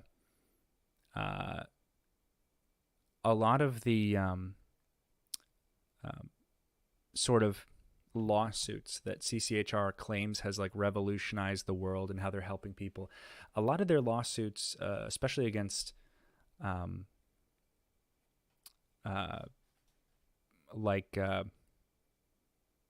their propaganda is so false that they actually have to settle out of court. Like here, not surprisingly, CCHR's aggressive stance has provoked controversy. In 1988, the group alleged that Professor Sir Martin Roth of Newcastle University had used LSD in tests on mental patients in the 1960s. The allegations were publicized in the Newcastle Times newspaper. It was ordered out by an English court to pay a very substantial libel damages after the court found CCHR's claims were highly defamatory and utterly false. So they lose more than they win. And it's okay to just attack the instances of psychiatric abuse. If that's your goal, fine. Then actually try to better the system. If you take the system away, what you do is far worse than anything that psychiatry has done. I guess if they believe that they caused the Holocaust, I can't really say that, but it's a thin line you walk between broad solutions with nothing coming after. There is no supplanting of a new system that is actually better, that does seek to help people. And Scientology doesn't give a fuck because it's all a racket. And they're not interested in developing anything beyond what L. Ron Hubbard said in his brief yet prolific lifespan. Like, he wrote so much bullshit without giving anybody any area to expand upon it.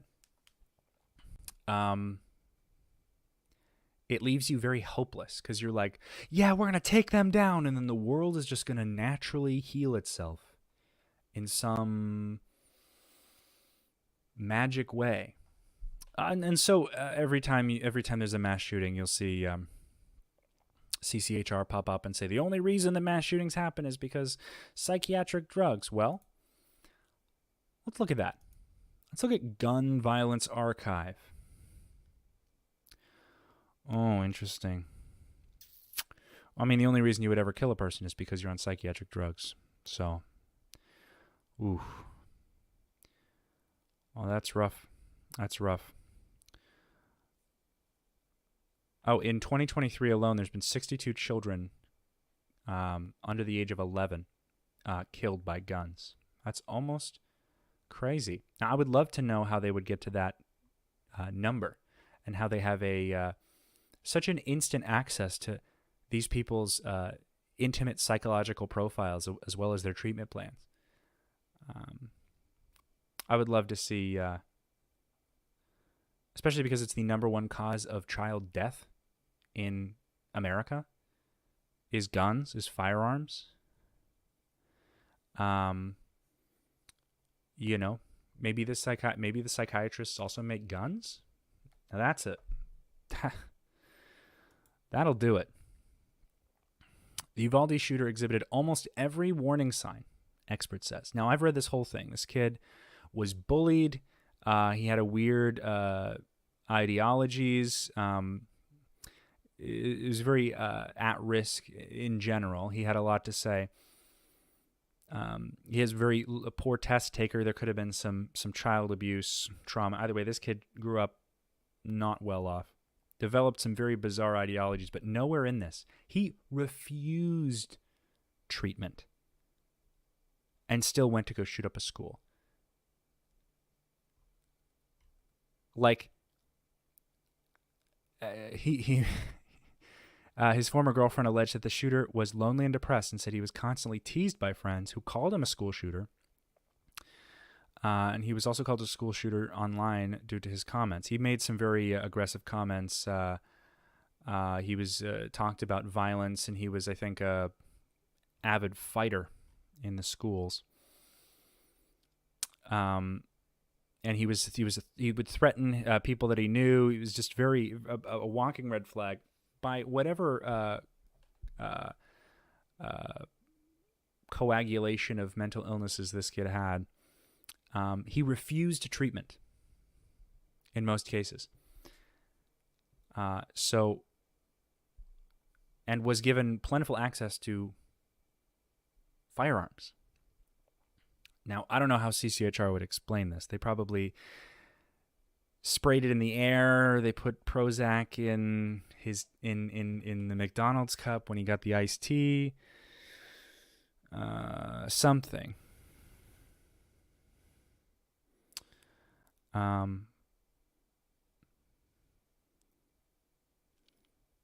Some people are leaving.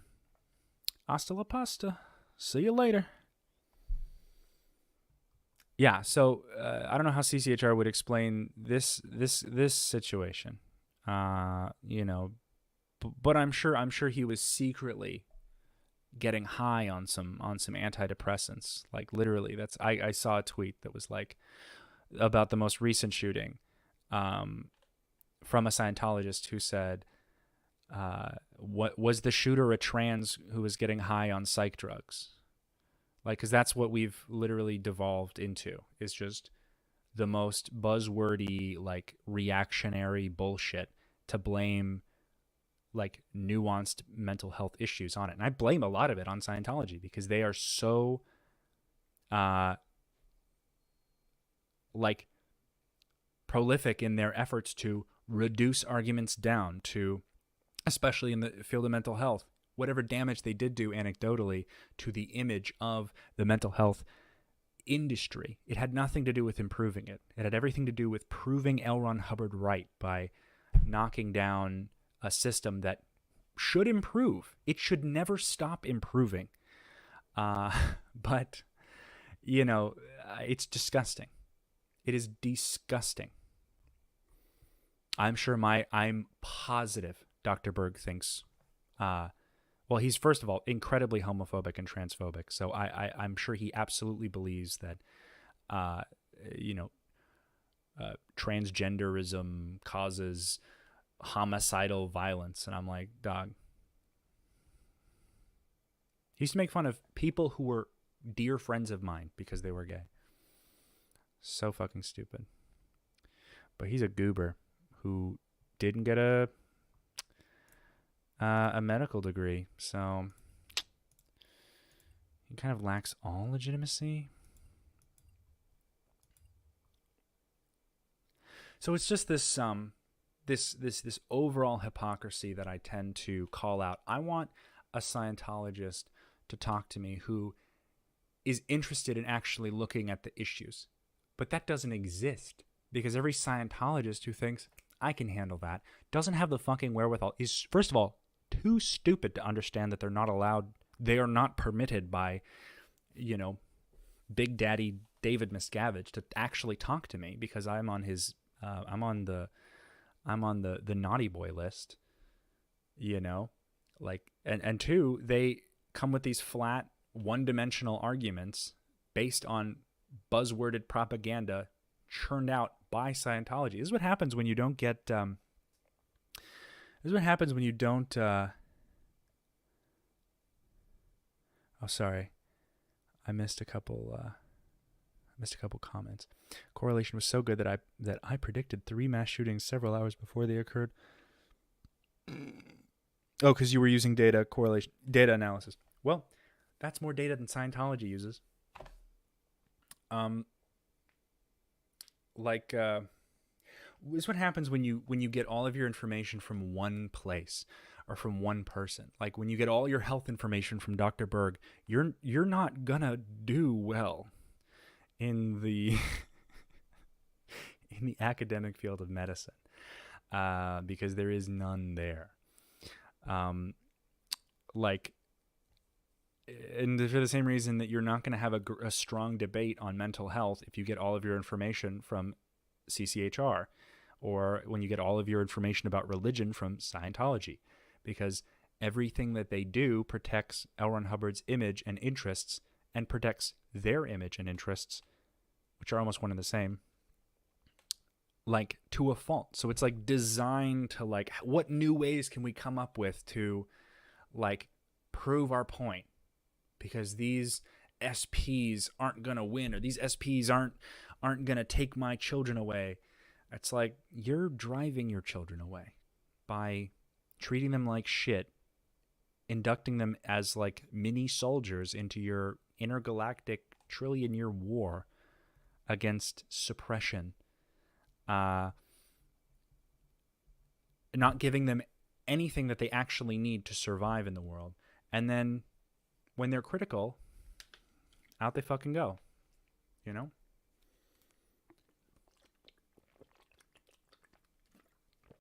It's pathetic. But that's why I'm on a quick on a quick block list from Scientology Twitter accounts. They know not to fuck with me because I'm good at responding.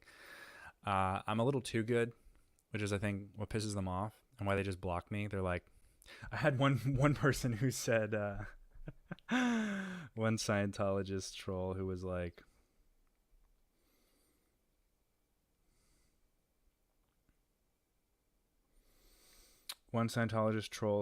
responding to a conversation I was having with somebody else and just interjected and said, "You're right.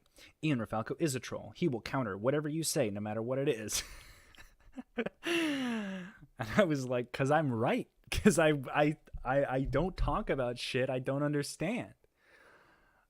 And you should take my advice. Don't talk about shit you don't understand. I know Scientology because I was molded by it and had to and had the mold shattered and broken. It's not as easy as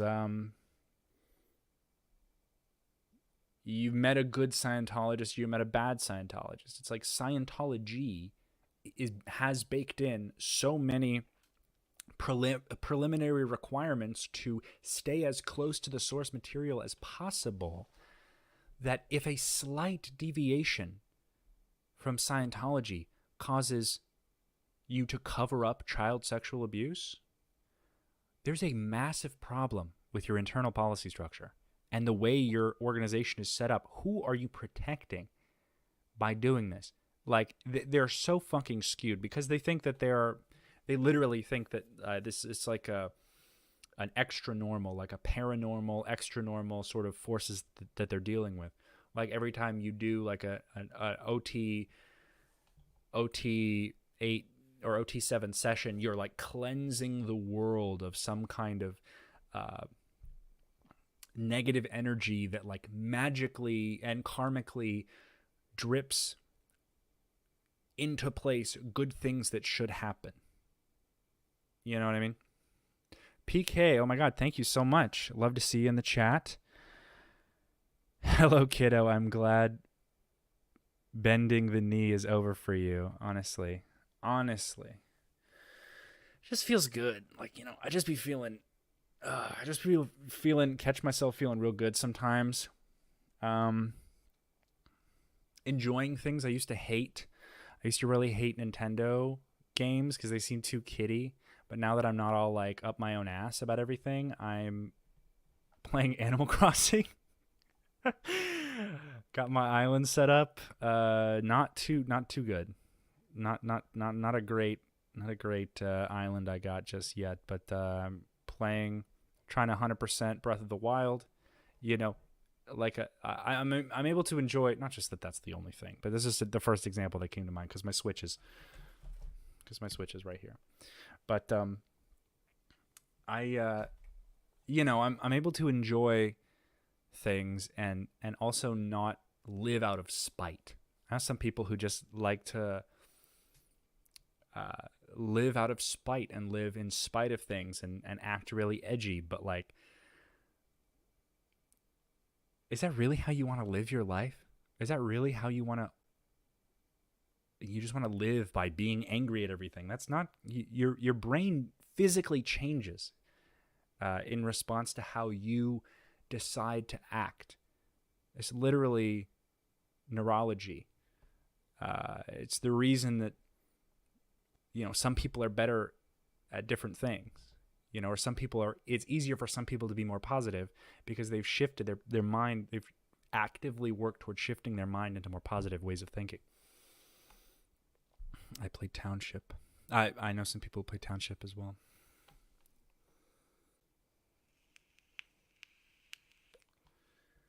But it's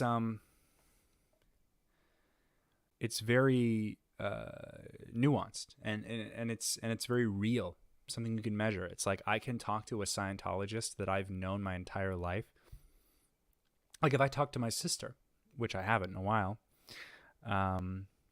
you know, I could debate my sister and she would, even though she knows or can remember that I've told her something or that something happened to me, in the interest of protecting Scientology, which is the ultimately true group, she would lie and lied to me, which I thought was adorable, about things that happened because it fits in the frame of her staying loyal to Scientology. So she can kind of like, oh, I'm staying safe because I attacked him. Oh, cool. If I didn't attack him, if I didn't make him the bad guy right away, I would have been, my next session, I would have, you know, been,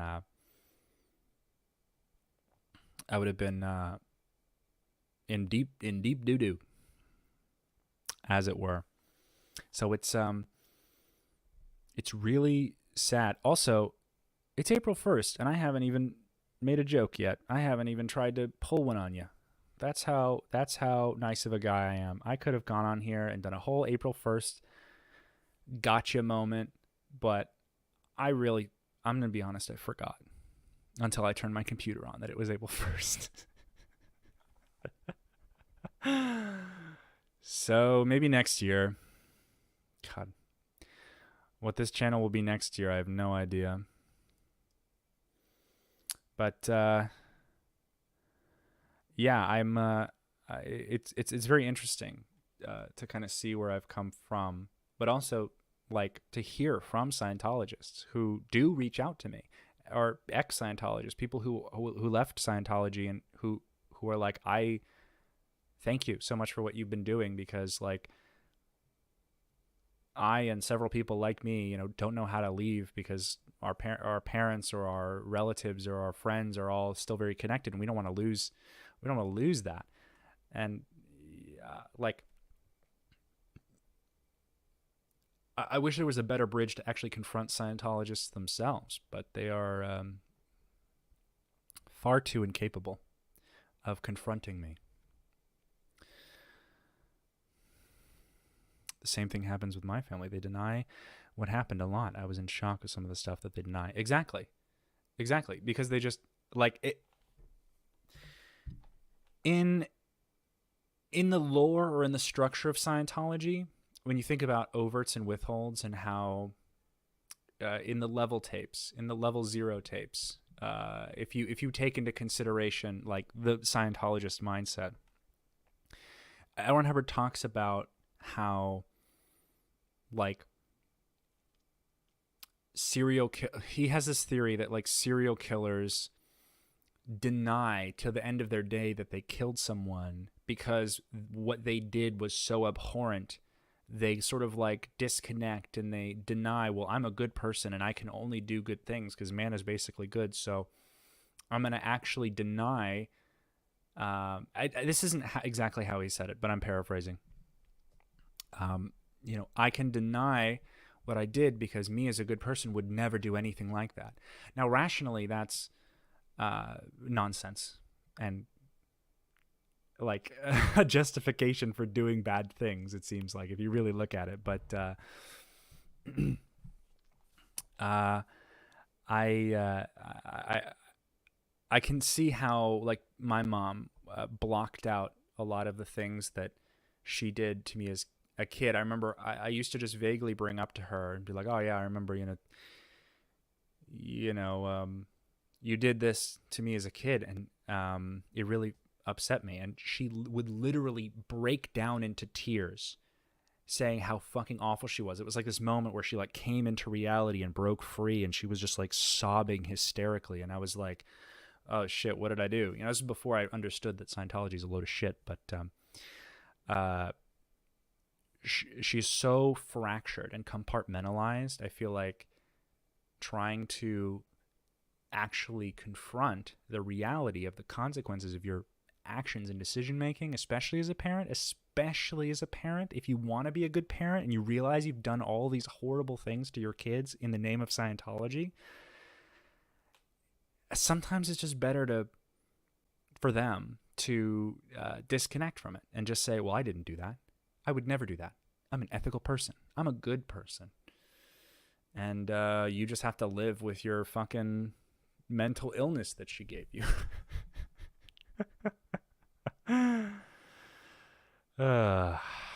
So I hope that wasn't complete nonsense, but I'm sure you can relate to the concept that I'm referring to.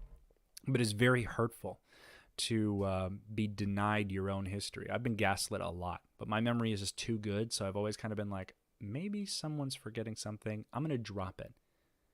And later on, I realized, oh, they're literally just lying to me. Okay. Gaslighting is real.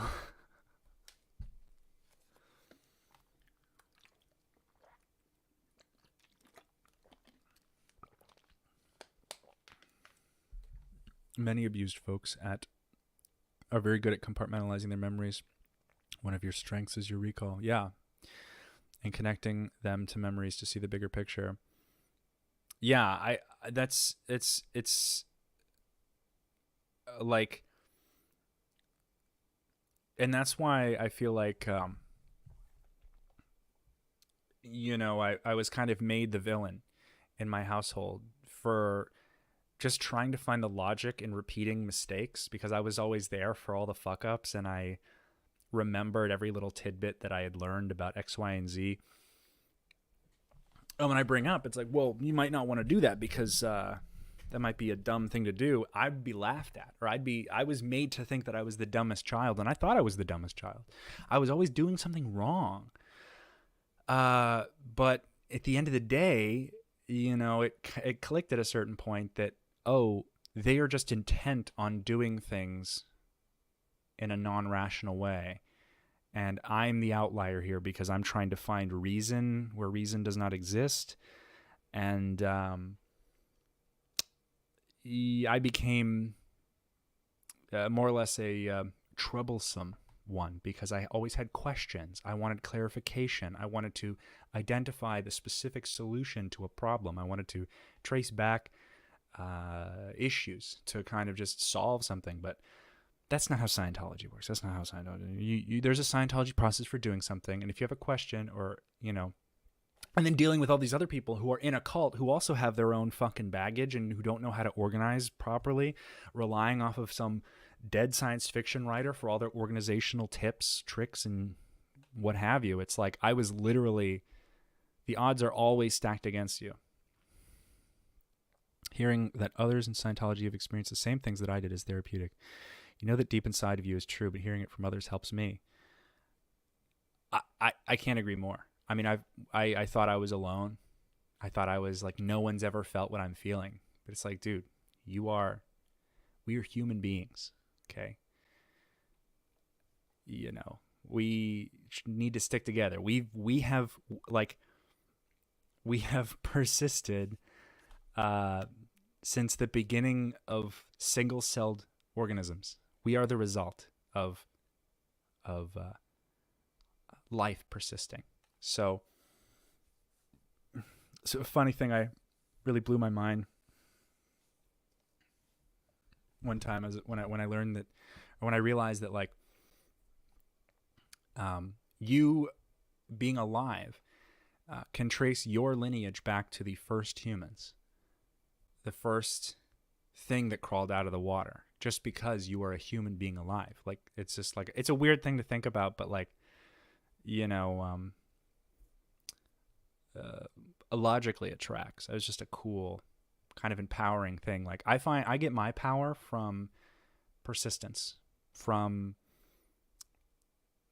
whereas there's so many, as long as I can wake up tomorrow and keep moving forward, I have power. I don't need power from like an auditor barking commands at me, or unlocking questions in my soul, or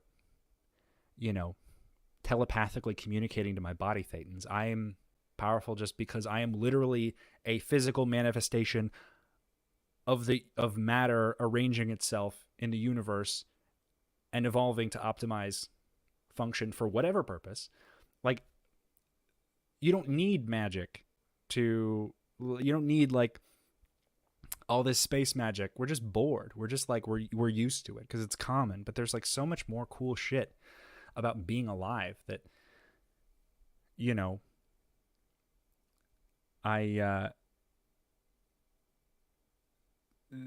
that you stand to learn and to realize. You don't need all this, clerical bureaucratic bullshit. Remsey, thank you so much. That's a hard one. Thank you for the sticker.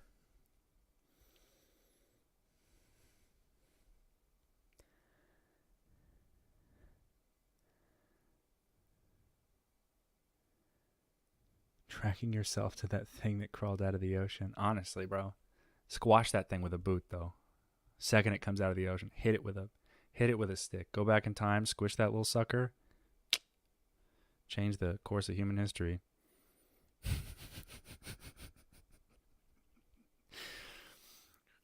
It's like those memes where it's just like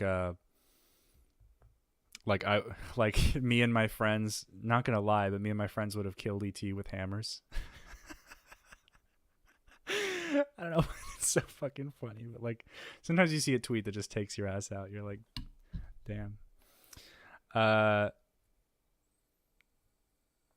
What would the IRS look like if Scientology took over the government? Well, they wouldn't do that. because they're not smart enough. The universe and stars even exist are more amazing than anything religion or cult can come up with. Yeah, I don't need answers like that, bro. Like that's just why I see like a lot of religious people as just kind of being a little like overwhelmed easily and a little lazy, which could just be part of their upbringing. It's not their fault. Like when you learn about like what exists out there and what kind of forces are happening, like you know, like there's so much to the universe that is happening. Like the fact that we exist at all is like incredible. But like to kind of blame everything on this like backstory that you gotta like make up in your head, and it's just so short lived. You know, cults like that live and die, and then they get really big, and then they get really small, and then you know, religion causes a lot of you know, anxiety and existential fear and shame. So much shame from religion. I just don't think it's constructive for human beings to have religion. I think that any middle, like any like person from like 300 BC could have eaten a mushroom and seen some shit and then been like, dog, I had lunch, mushrooms that I collected and gathered in extra places. He accidentally ate a fucking magic mushroom, and then he's like, and God spoke to me, and I saw angels, and like, you know, I saw bird people or like eyes and feathers. It's like, and then he wrote a book.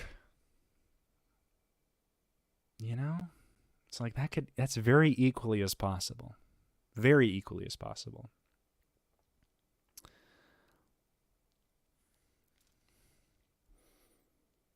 You were born a knowledge seeker and free thinker naturally. So you're right, you are your own power. Great advocate that shows there is a life outside of Scientology. I just want, yeah, I just have this like little part in the back of my brain that just is a contrarian. Like throughout my life, I've just always been kind of like, yeah, but what if this happened? Or like I've just been very, very curious naturally. So I've kind of found my way to poke holes in a lot of different things that I was taught, just on the nature that it was being fed to me in a way that wasn't really satisfactory to my interests. Like I was always like, yeah, but I need to know everything about it. And you know, I would ask random questions like, well, you know, why if when you become OT8, don't you just leave your body? Like, why would you want to be in a body? Couldn't you do so much more? Is there a level of OT where you could just like you just explode into a ball of light? And, you know, because the shit that L. Ron Hubbard talks about is way more extreme than just telepathy or, you know, reading minds or whatever they claim to be able to do. Like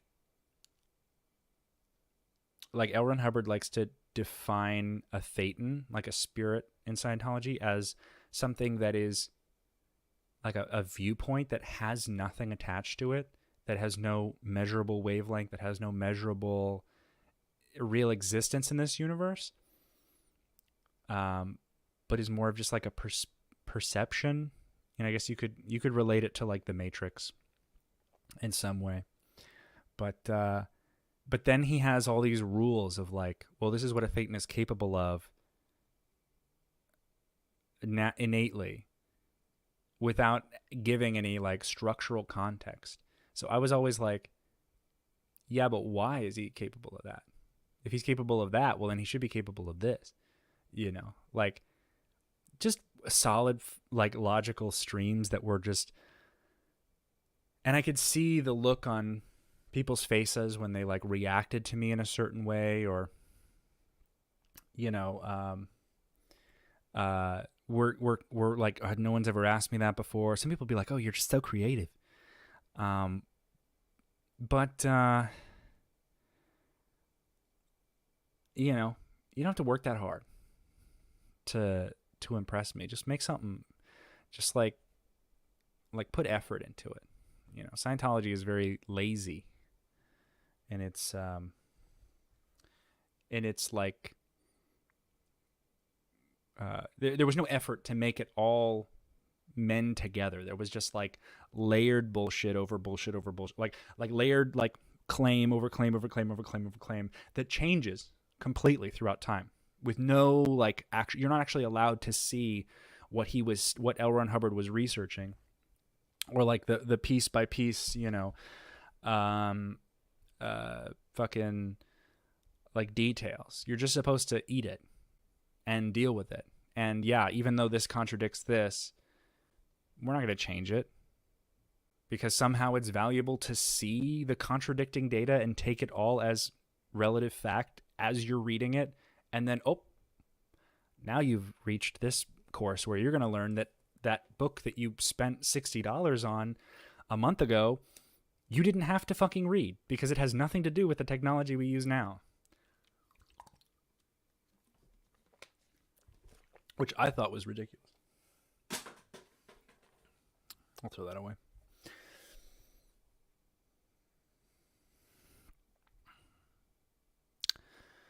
But yeah.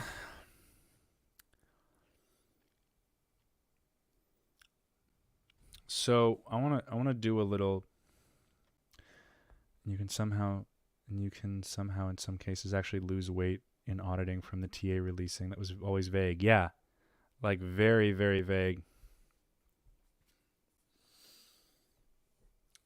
I had so many questions about that, but like you don't, where are you going to look? What are you going to Google?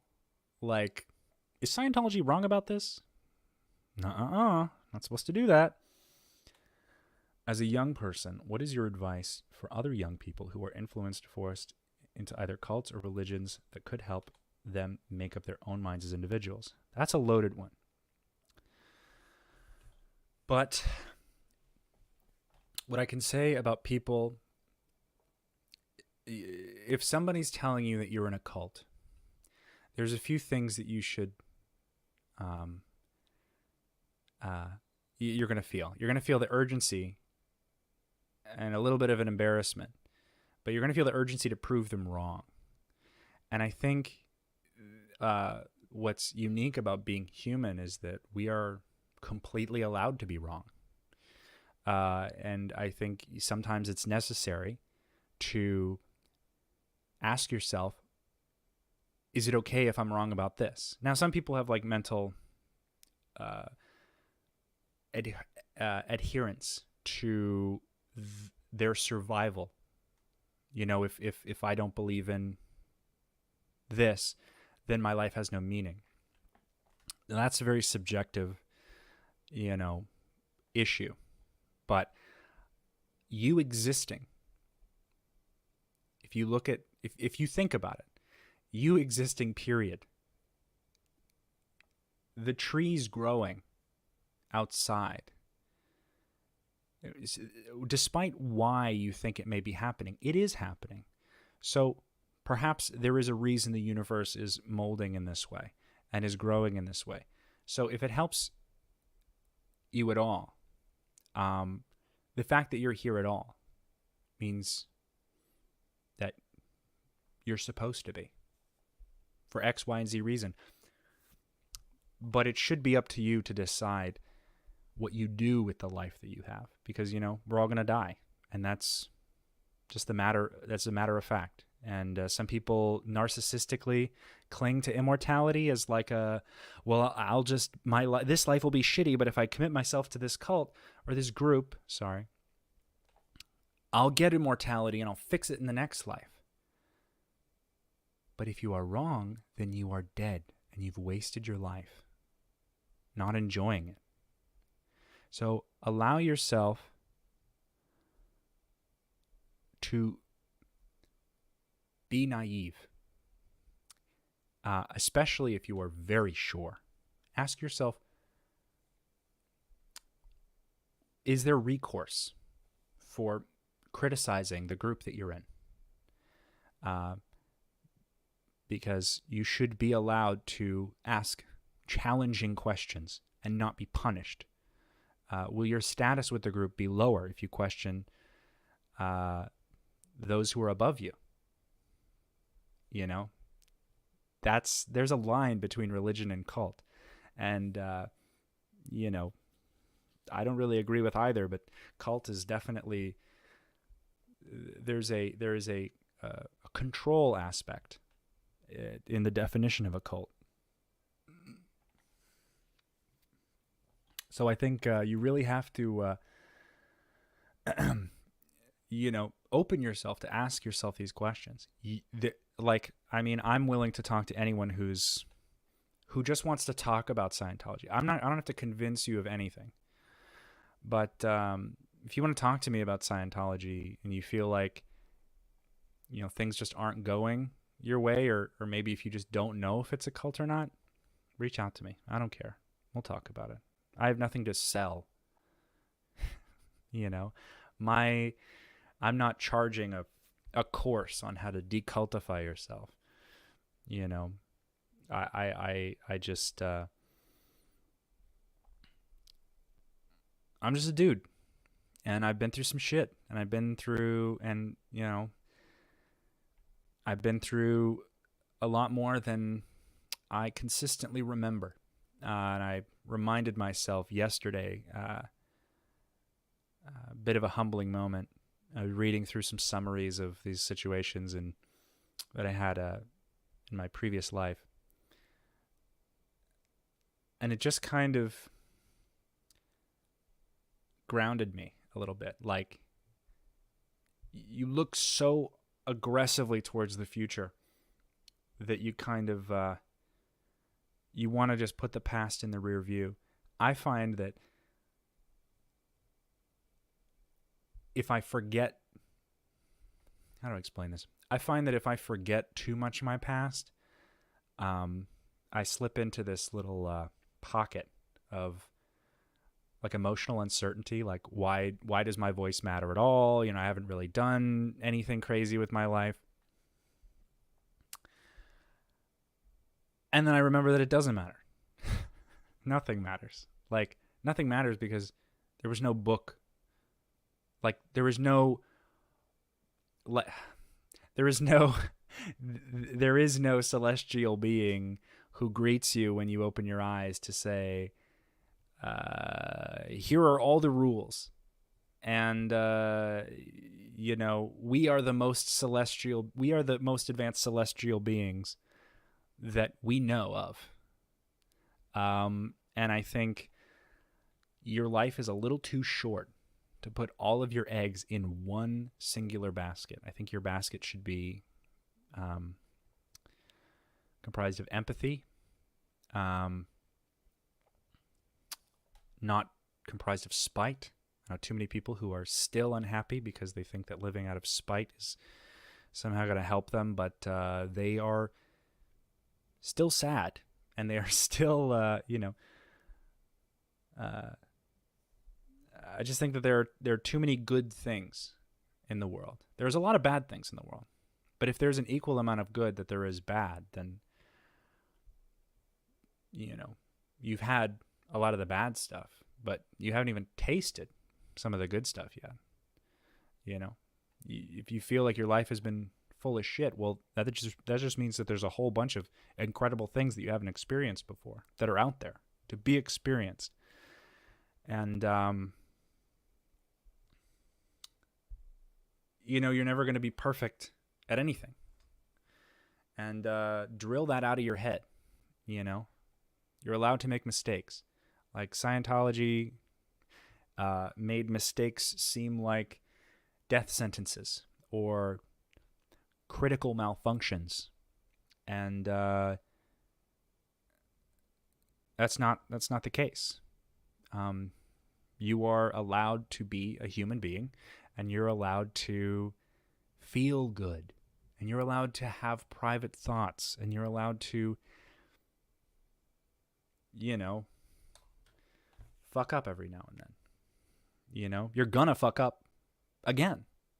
No matter what you do in your group, you're gonna fuck up. Everybody does. And you're going to be like, oh, shit, I shouldn't have done that. Fuck. I just like, it's just you take it way too seriously and you're going to push yourself into this pressure bubble that you're going to like, that's just going to keep you so tight that any little deviation is just going to make you explode. You just have to slowly remove these pressures.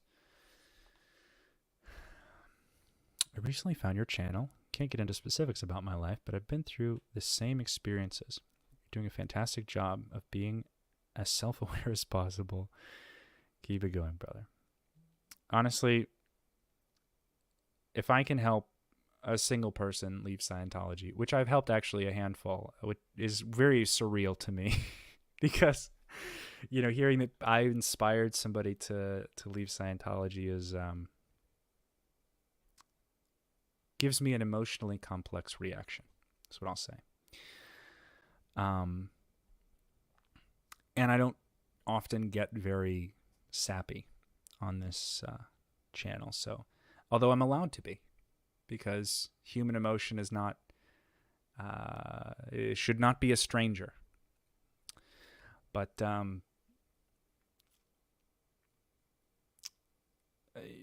it's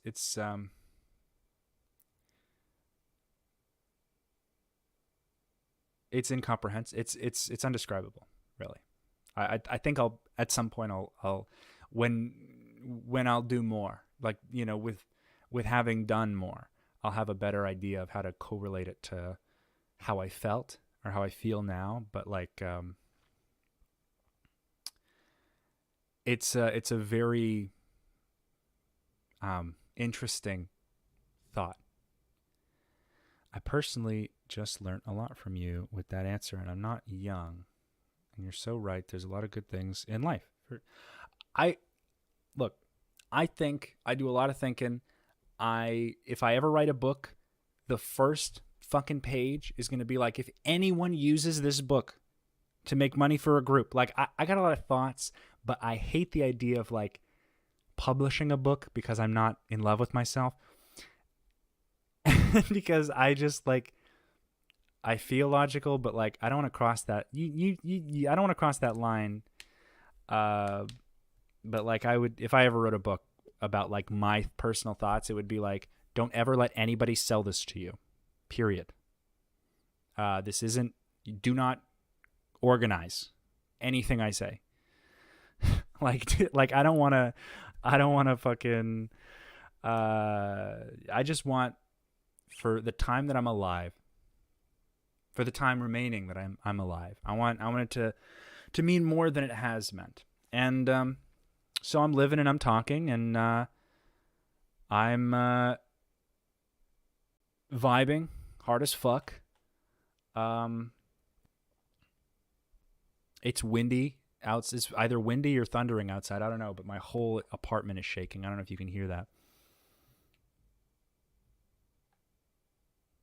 I also live close to a gun range, which is not fun. So every morning I'm awoken to like many volleys of gunfire.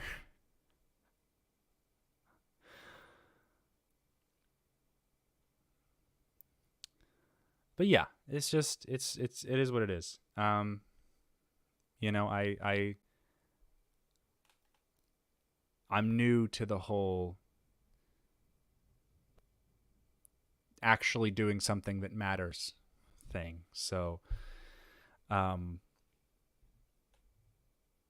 yeah, I could be doing something of more value, like carving, you know, like carpentry or fucking, you know, plumbing or electrician. I could be an electrician, maybe. But you know, I'm not good at any of that stuff. But I can talk. I can talk for a very long period of time. And I can rationalize. I can see from both sides. Like, I can feel like I can make up a person. I can see a person and their struggles, and I can like feel everything that they feel. And so it helps me, especially with my memory, to like say, oh, well, this person probably would have been feeling like this. The more I know about somebody, the better I can sort of empathize. Can I adopt you?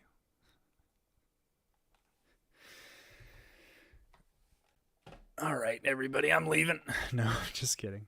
I do have to pee like a fucking racehorse, though. Yeah. So, I mean, there's just too much about life to know. And there's too much about the universe we don't know. I don't even think humans will make it out in the whole space race thing. I think we will have to engineer our bodies to survive the vacuum if we want to really, and to not die in such a short period of time. I mean, it's an incredible period of time. 100 years is like a lot cosmically in our contained area. But like, I'm not interested in, terraforming a whole planet, because to live outside responsibility of this world that we spawned from, it's just too far into the future. It's like we have so much shit to worry about before that happens. Like,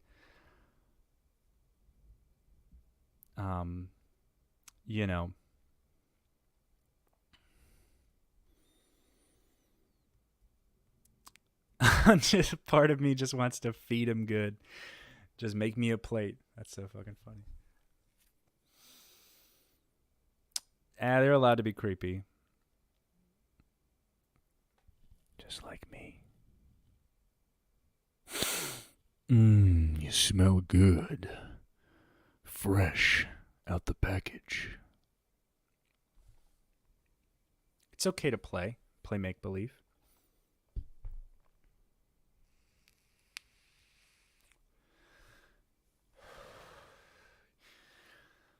Although I would be remiss if I said that Scientology would have been a lot cooler if, like, it was, and I'm saying this because it's how I was, I'm saying this because I'm allowed to say it. I think Scientology would have been a lot cooler if it was a sex cult. Just saying. Would have got me through a lot of my awkward period. Like, if we were just one of those, free love kind of things, like that would have made my childhood a little maybe more interesting. But I'm but it was instead very like grim and boring. But we can get into that later. You sound like a character in Meat Canyon. I'd love to do voice actor work. I used to stand up. I used to be like paraded around because I have such a good memory. I used to recite the whole onion scene from Shrek in front of my grandparents just because I could do the voices so well and do like I remembered every single the cadence and every single part. But I think I would get demonetized if I did a Meat Canyon sketch. I know the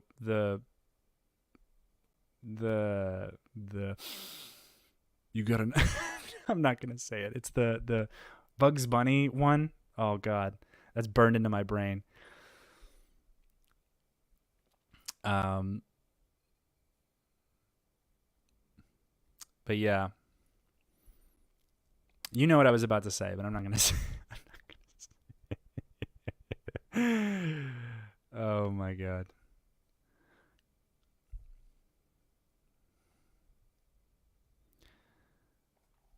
Never mind. Don't. Yeah, I'll save it. I'll save it for a time when I think the more variety. I'd like my long-term goal with this channel is two things. One, to hopefully educate people on the reality of Scientology and to get people to understand like the nuances of why Scientology is bad and why they should give a shit and why they shouldn't just say, oh, but that's Scientology, it's scary. I want people to know, oh yeah, we don't like those kind of groups. We don't like Scientology. I want to change I would like to change the attitude that we as a country and as a people change the attitude against Scientology to be more of what it actually is, that they're just like a cowardly sci-fi book club that like tries to emotionally manipulate people and all the little bits and pieces there. But a second thing I'd like to, I guess, just find more people that I actually relate to, whether they be creators or whatever. Like I have a couple friends in real life. Never really had a Scientology friend, I could say. It's very transactional in Scientology. It's very conditional. But I've already met some people that are pretty cool, and I think I can only grow, right? I think the worst thing I could do is just lie. I mean, but then again, like I think it's pretty obvious when people do that, like they'll have something to sell, or they'll have some kind of like reputational defense, I don't give a shit. Release my PC folder. Watch me give a fuck.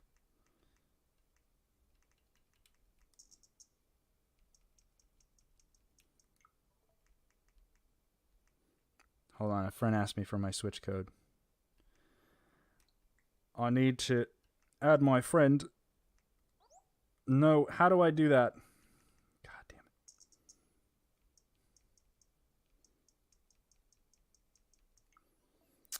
it. I have forgotten. I think it's this.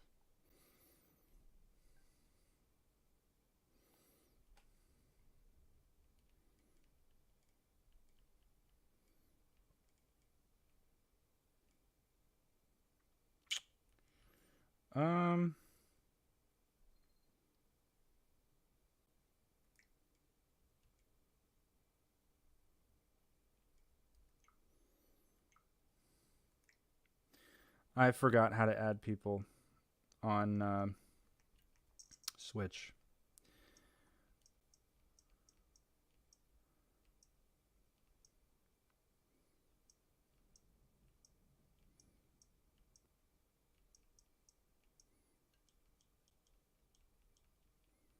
I'll figure that out later. Is every Scientologist subscribed to Eric?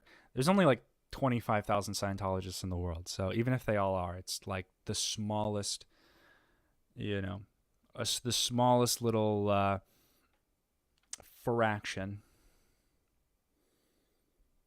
We got a little cute little emoji in the chat. Thank you for that. I find there is a lot of leftover Scientology within ex-Scientologists content creators, which is super helpful from getting cult members off the fence who are half in, half out, which is great. What's weird is that, like, before I say anything, I'm going to use the bathroom because, oh my God, I am about to die. How do I do it? Okay. BRB.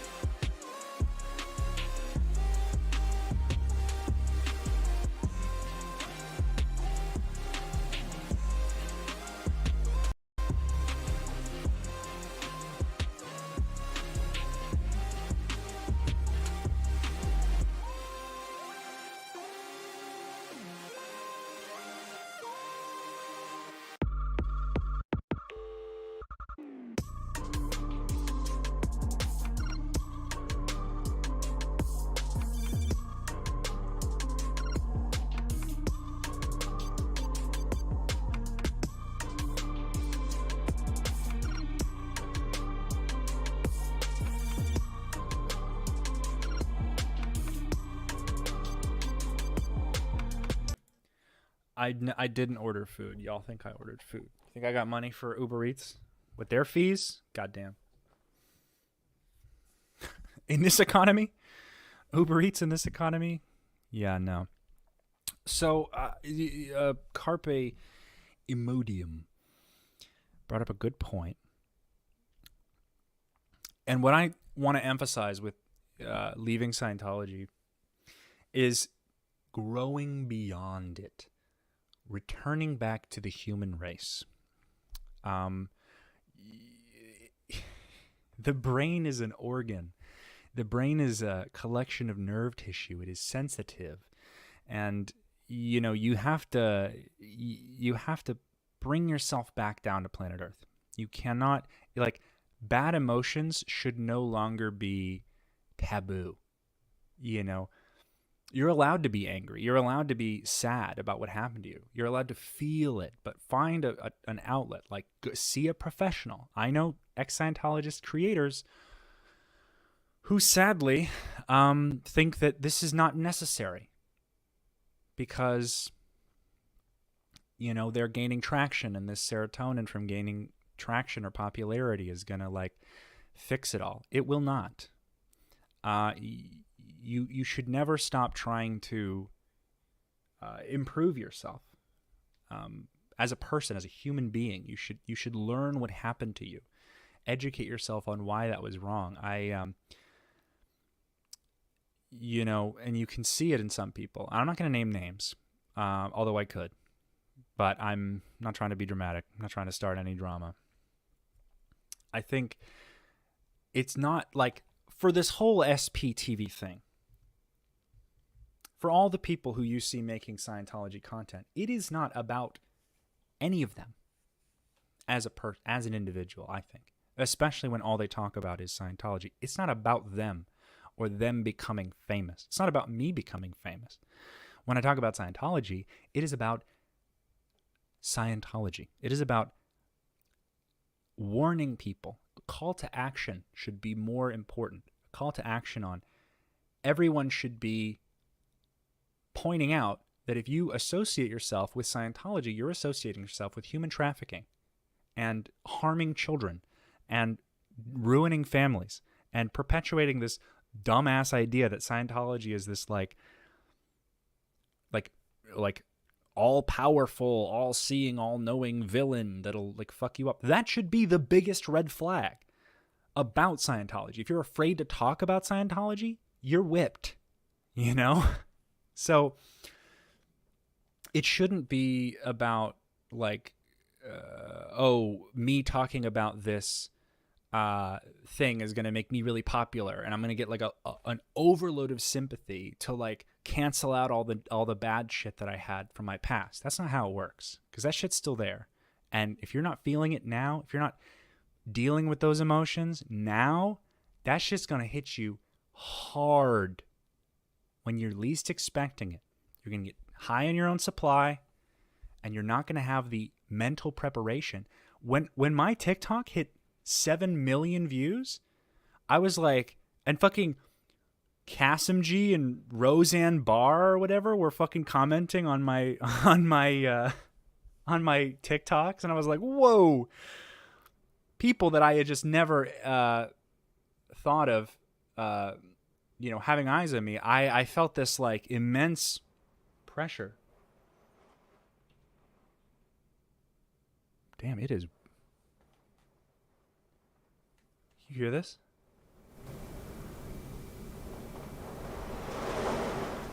Oh shit, the window's open.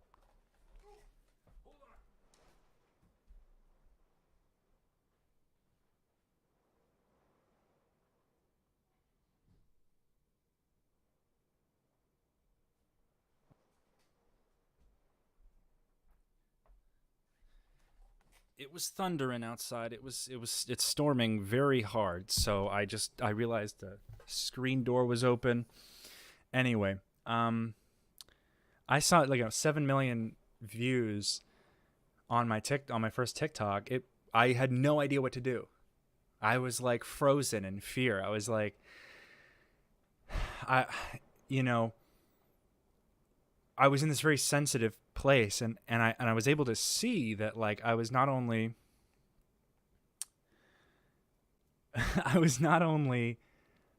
I felt very exposed, and there were people who did a lot of work to try to take advantage of this vulnerable position that I was in.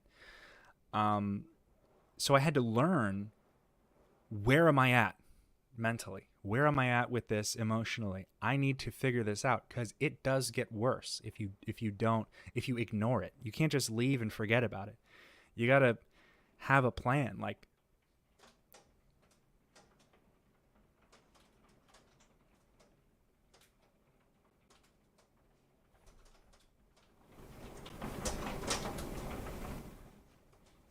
y'all hear this?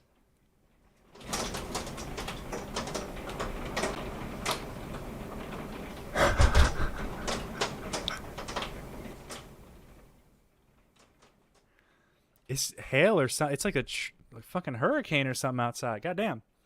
Making me lose my train of thought.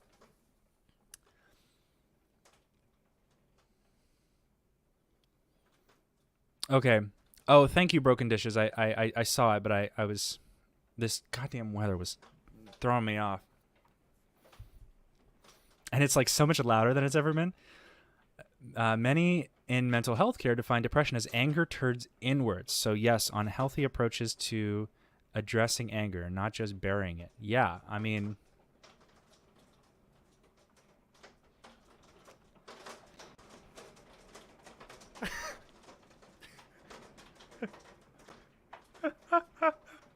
Hold on.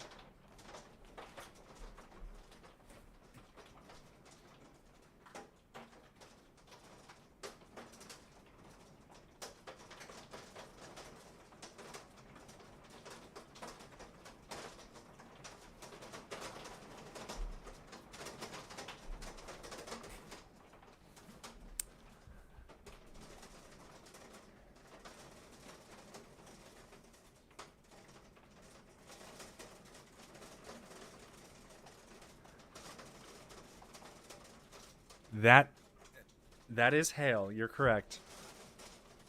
I'm gonna...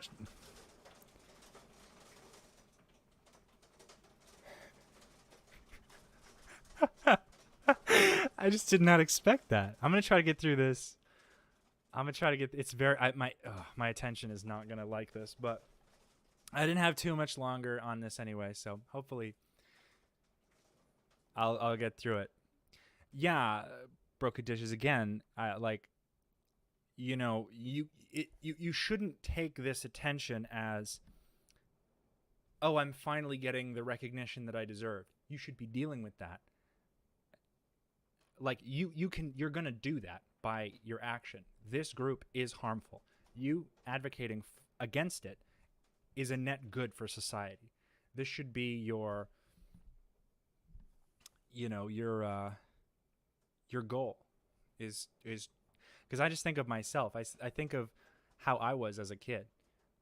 You know, the kind of awful thoughts I was having about myself, and you know, sitting on my bed as a kid and like having these very depressive thoughts, and like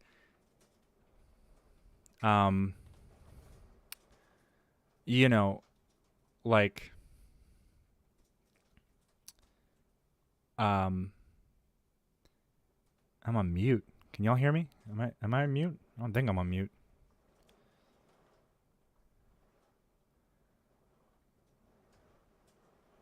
I think you just can't hear because it's cutting.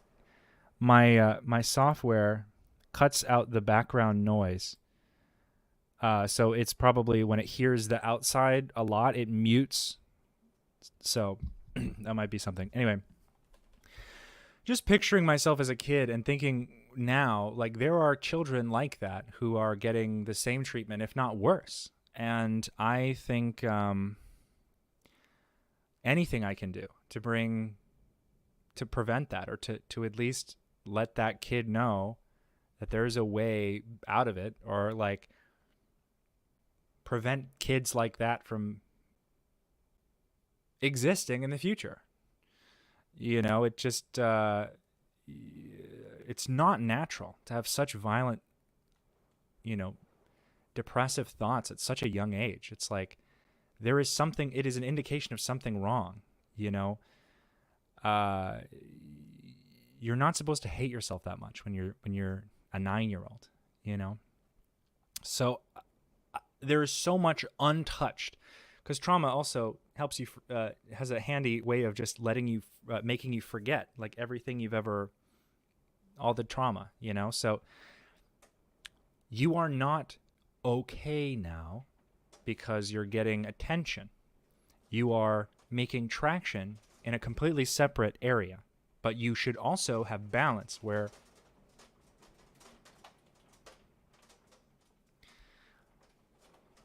you should have balance in your fucking life where you work on yourself and work on your past. Don't lie to yourself and say, I'll be fine. You were doing that in Scientology. Scientology told you to do that.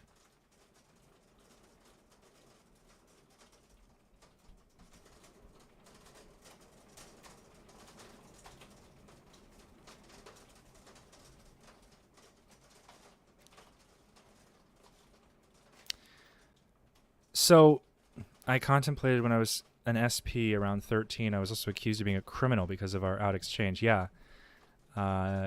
Actually 11. Yeah, at such a young age, because you're just a normal being in like a tiny body. You're not respected. You're not given the respect that you as a child deserves, which is to be a child. And it's a weird thought, but like the brain isn't just, you're not just born with a brain and then it grows over time. You are born with a little jelly bean in your soft head that, as you grow, has the instructions to mold itself around what your environment is, because humanity is ultimately infinitely adaptable to just about any situation it finds itself in. So you when you take that for granted, you know, you make content like when you make a lot of content about a group that you're traumatizing, or that traumatized you, I should say. You know, understand where you're coming from. Okay, because your emotions are going to be very hot and cold, hot and cold, hot and cold, hot and cold. There's a lot of repressed stuff you keep in tiny little bubbles, tiny little pressure bubbles, and then once they're touched on, boom, you make big mistake. Or it can be as simple as, you know, you look fine, and then somebody, you touch on a topic that is in those areas, and you just instantly burst into tears. You know, now again, it's not a problem. What the problem is ignoring it.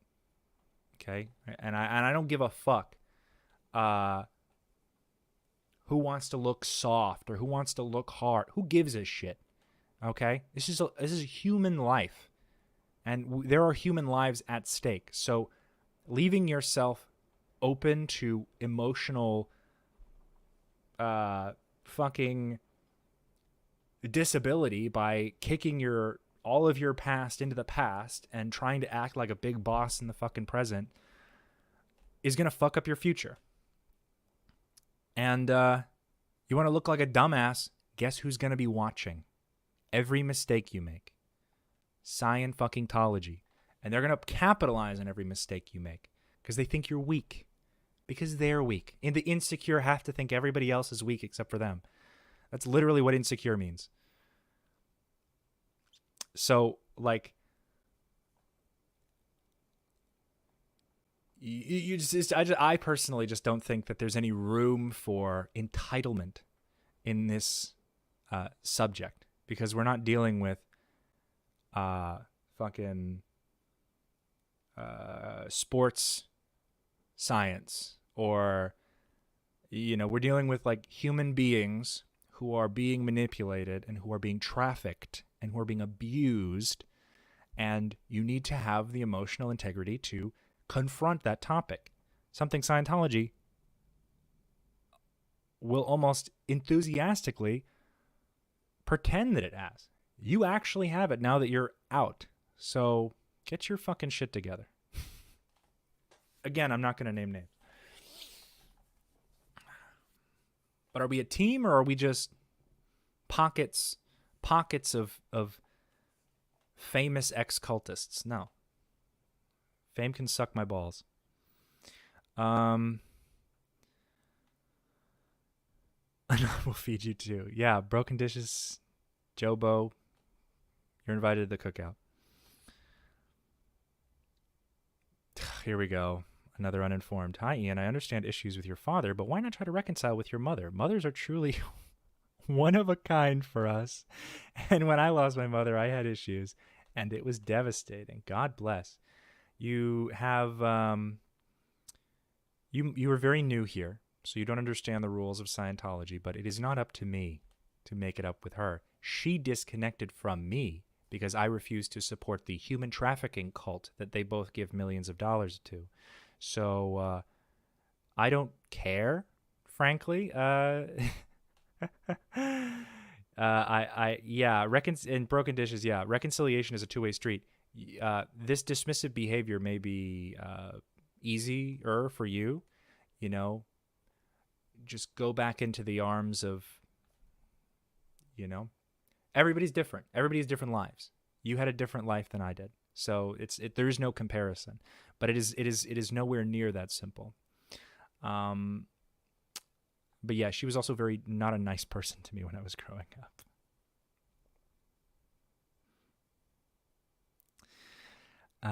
I believed trauma memories come up so randomly too. Yeah, so you can't afford to just have that shit like loose. You know, like what you get 2 therapy sessions and you think you're fixed. This isn't like, I hate to say, this isn't Scientology, where you just, I did my grades, now I'm cured of everything mental. Everything I do is right now because I'm X on the fucking tone scale. Like, you have to, it is a lifelong activity to improve yourself.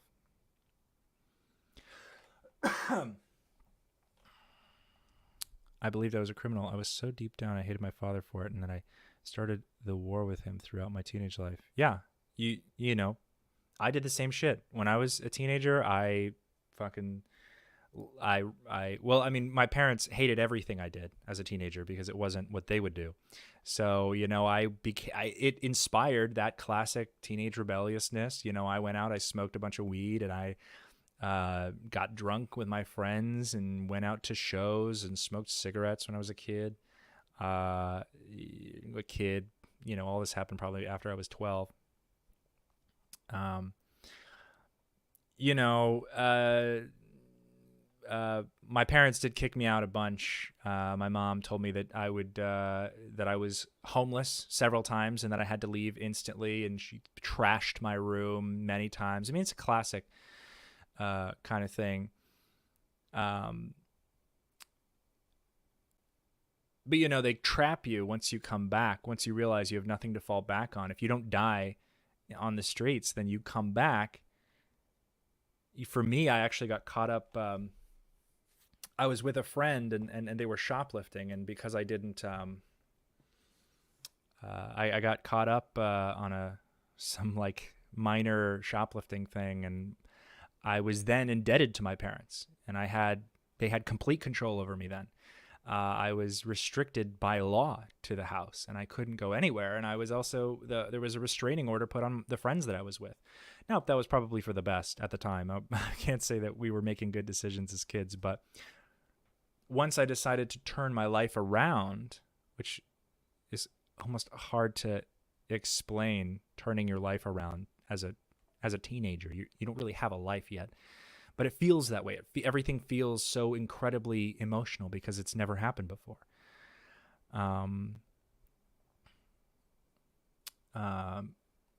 You know,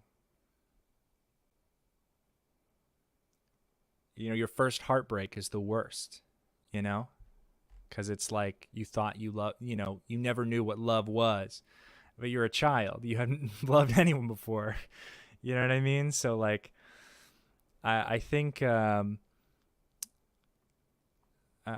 became indebted to my family, but it only gets worse once you then have no foundation and you realize, oh shit, well I can't go back to school because I have no money to do that. I have no place to live to do that. I have nothing. You know what I mean? Thank you. Win the house you love. Win. That's just the name. I'm not going to try to break down what that means. Thank you. I'm glad you made it out of Scientology. I grew up evangelical and only experienced a glimpse of what you went through. I enjoy watching. Well, I'm happy to be relatable. Yeah,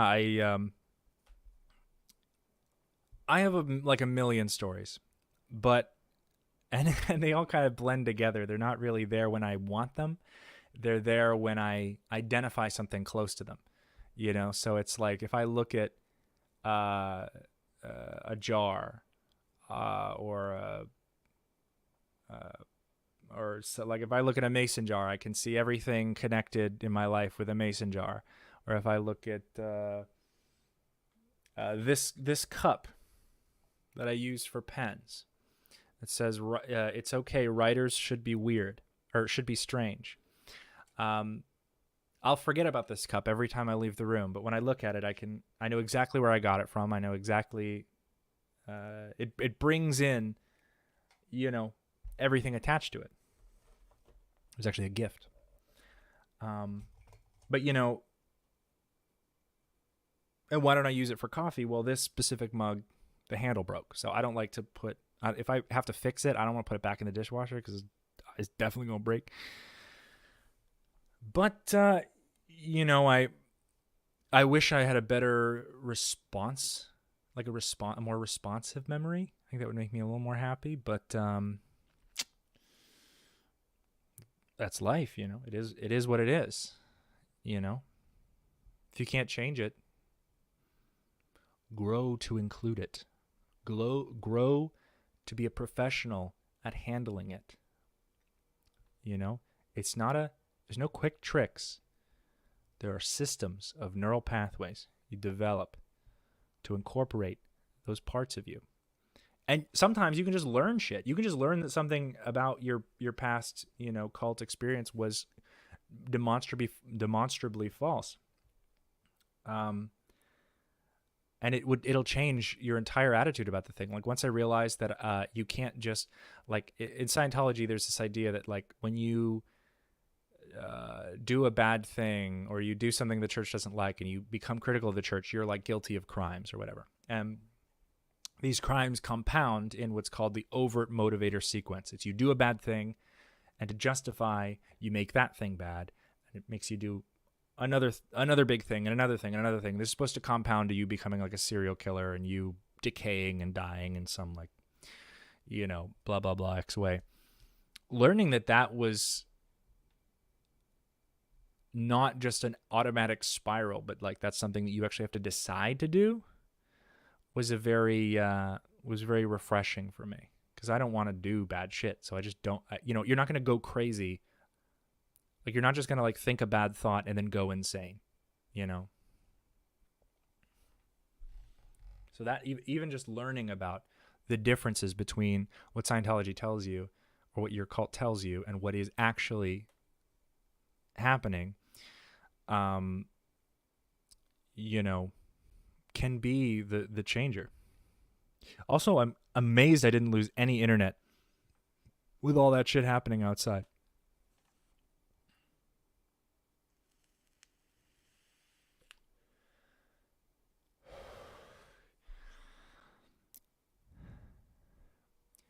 There is according to the National Weather Service for your area. Joanne, are you hacking me? Did you send me a phishing email? What do you mean my area?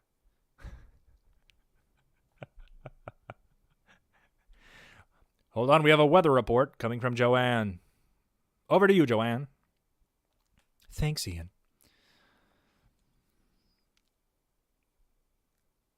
How does she know?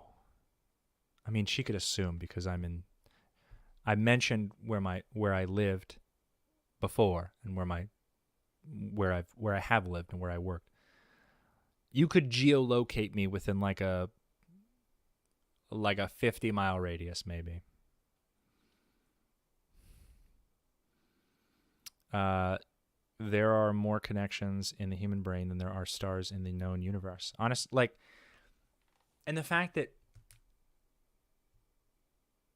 the universe is like supposed to do this, and it's evident that it's supposed to do this. And what I mean this is aggregate life, like mix and form things that act on their own. Like the fact that it's happening, I think is just a form of acceptance. Like this is why we're here. It's because this is what the universe is supposed to do. I don't think anarchy, is the best solution, but also when people usually use anarchy when they're comparing it to what they perceive as order. So it's a really subjective thing. But the fact that like the universe broke into like quintillions of pieces and got super hot and then got super cold and then just life began. Like there are more questions that I could, there are too many questions to ask and not enough answers. So I just think it's more about accepting that you have this lifetime to be happy, and you gotta heal, and you gotta figure it out. You gotta just do what you can until you're dead. Because once you're dead, that you only figure out the one thing that all religions and cults have in common is you only figure out whether it's you were right or wrong the whole time when you're dead. And it's a bit of a gamble if you ask me. Quote me on that.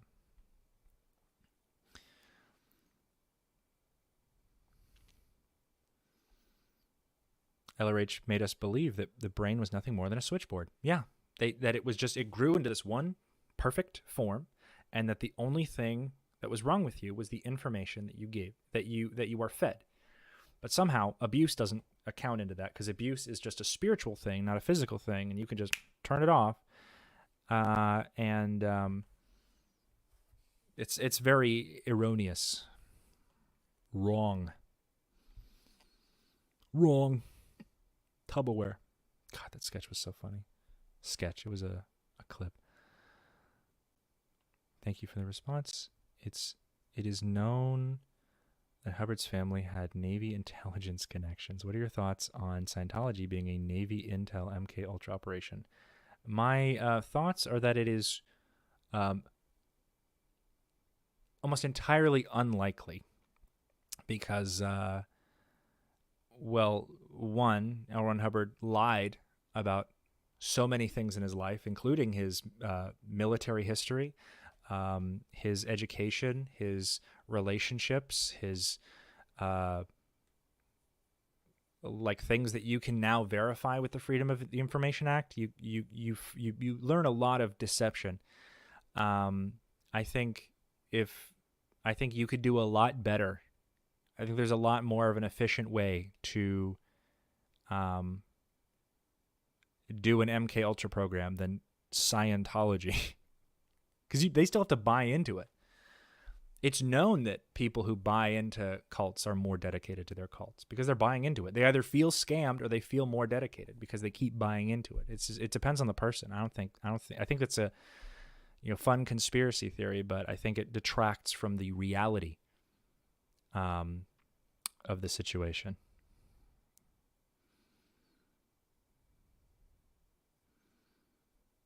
You can check this weather alert yourself. That's not what I said. I said you checked my weather report. I know I can check that, but you have to know where I am to check my weather report. Come on, girl.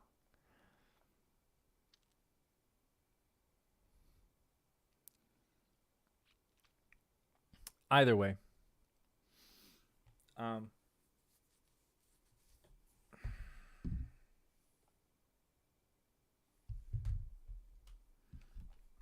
need to still do this. One of these days I'll stream Breath of the Wild or Animal Crossing, and y'all can come visit my island. I swear to God, if you rob my money tree, I'm coming for your ass.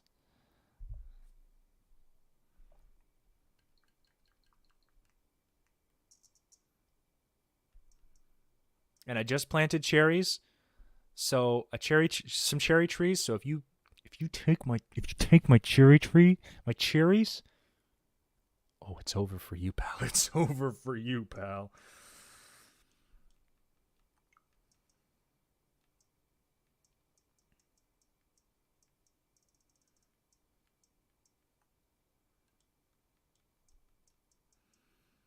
Dog, where?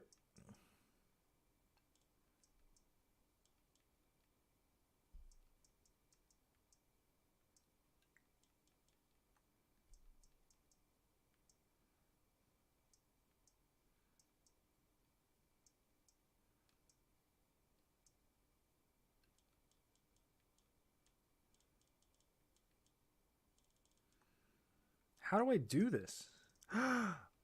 Oh no, is it because... Oh no. Oh, fuck.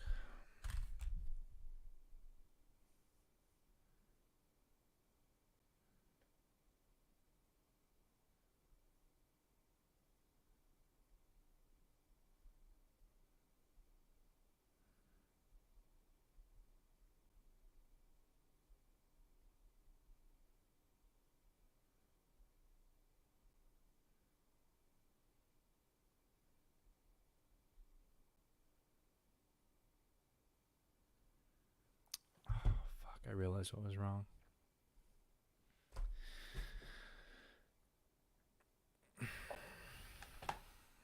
I don't play Animal Crossing, so I won't be visiting your island. Then there was no need to comment.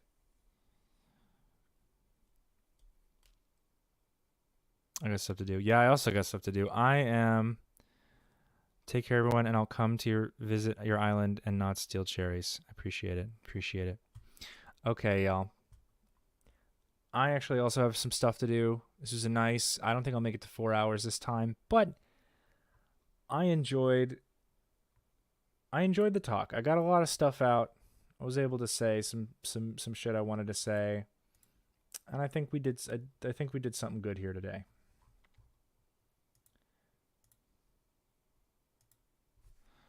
I'm going to... Yeah, let me get this back up.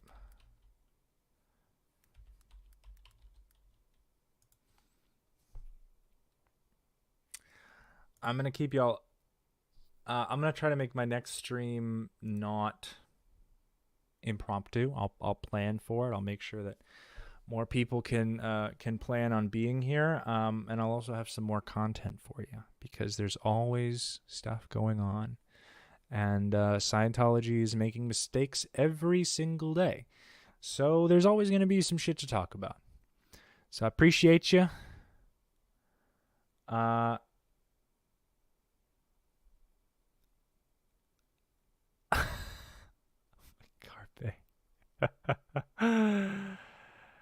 Dude, Carpe, you hit me in a very niche spot right there. I'll say that. You who are you? Why do I feel like I know you? Do you know me? Do we know each other? Anyway. All right, y'all.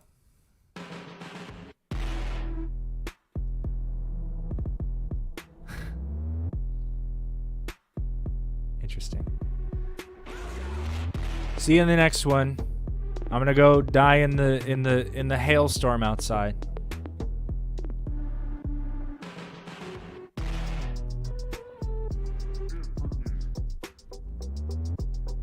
Keep it sleazy. Peace.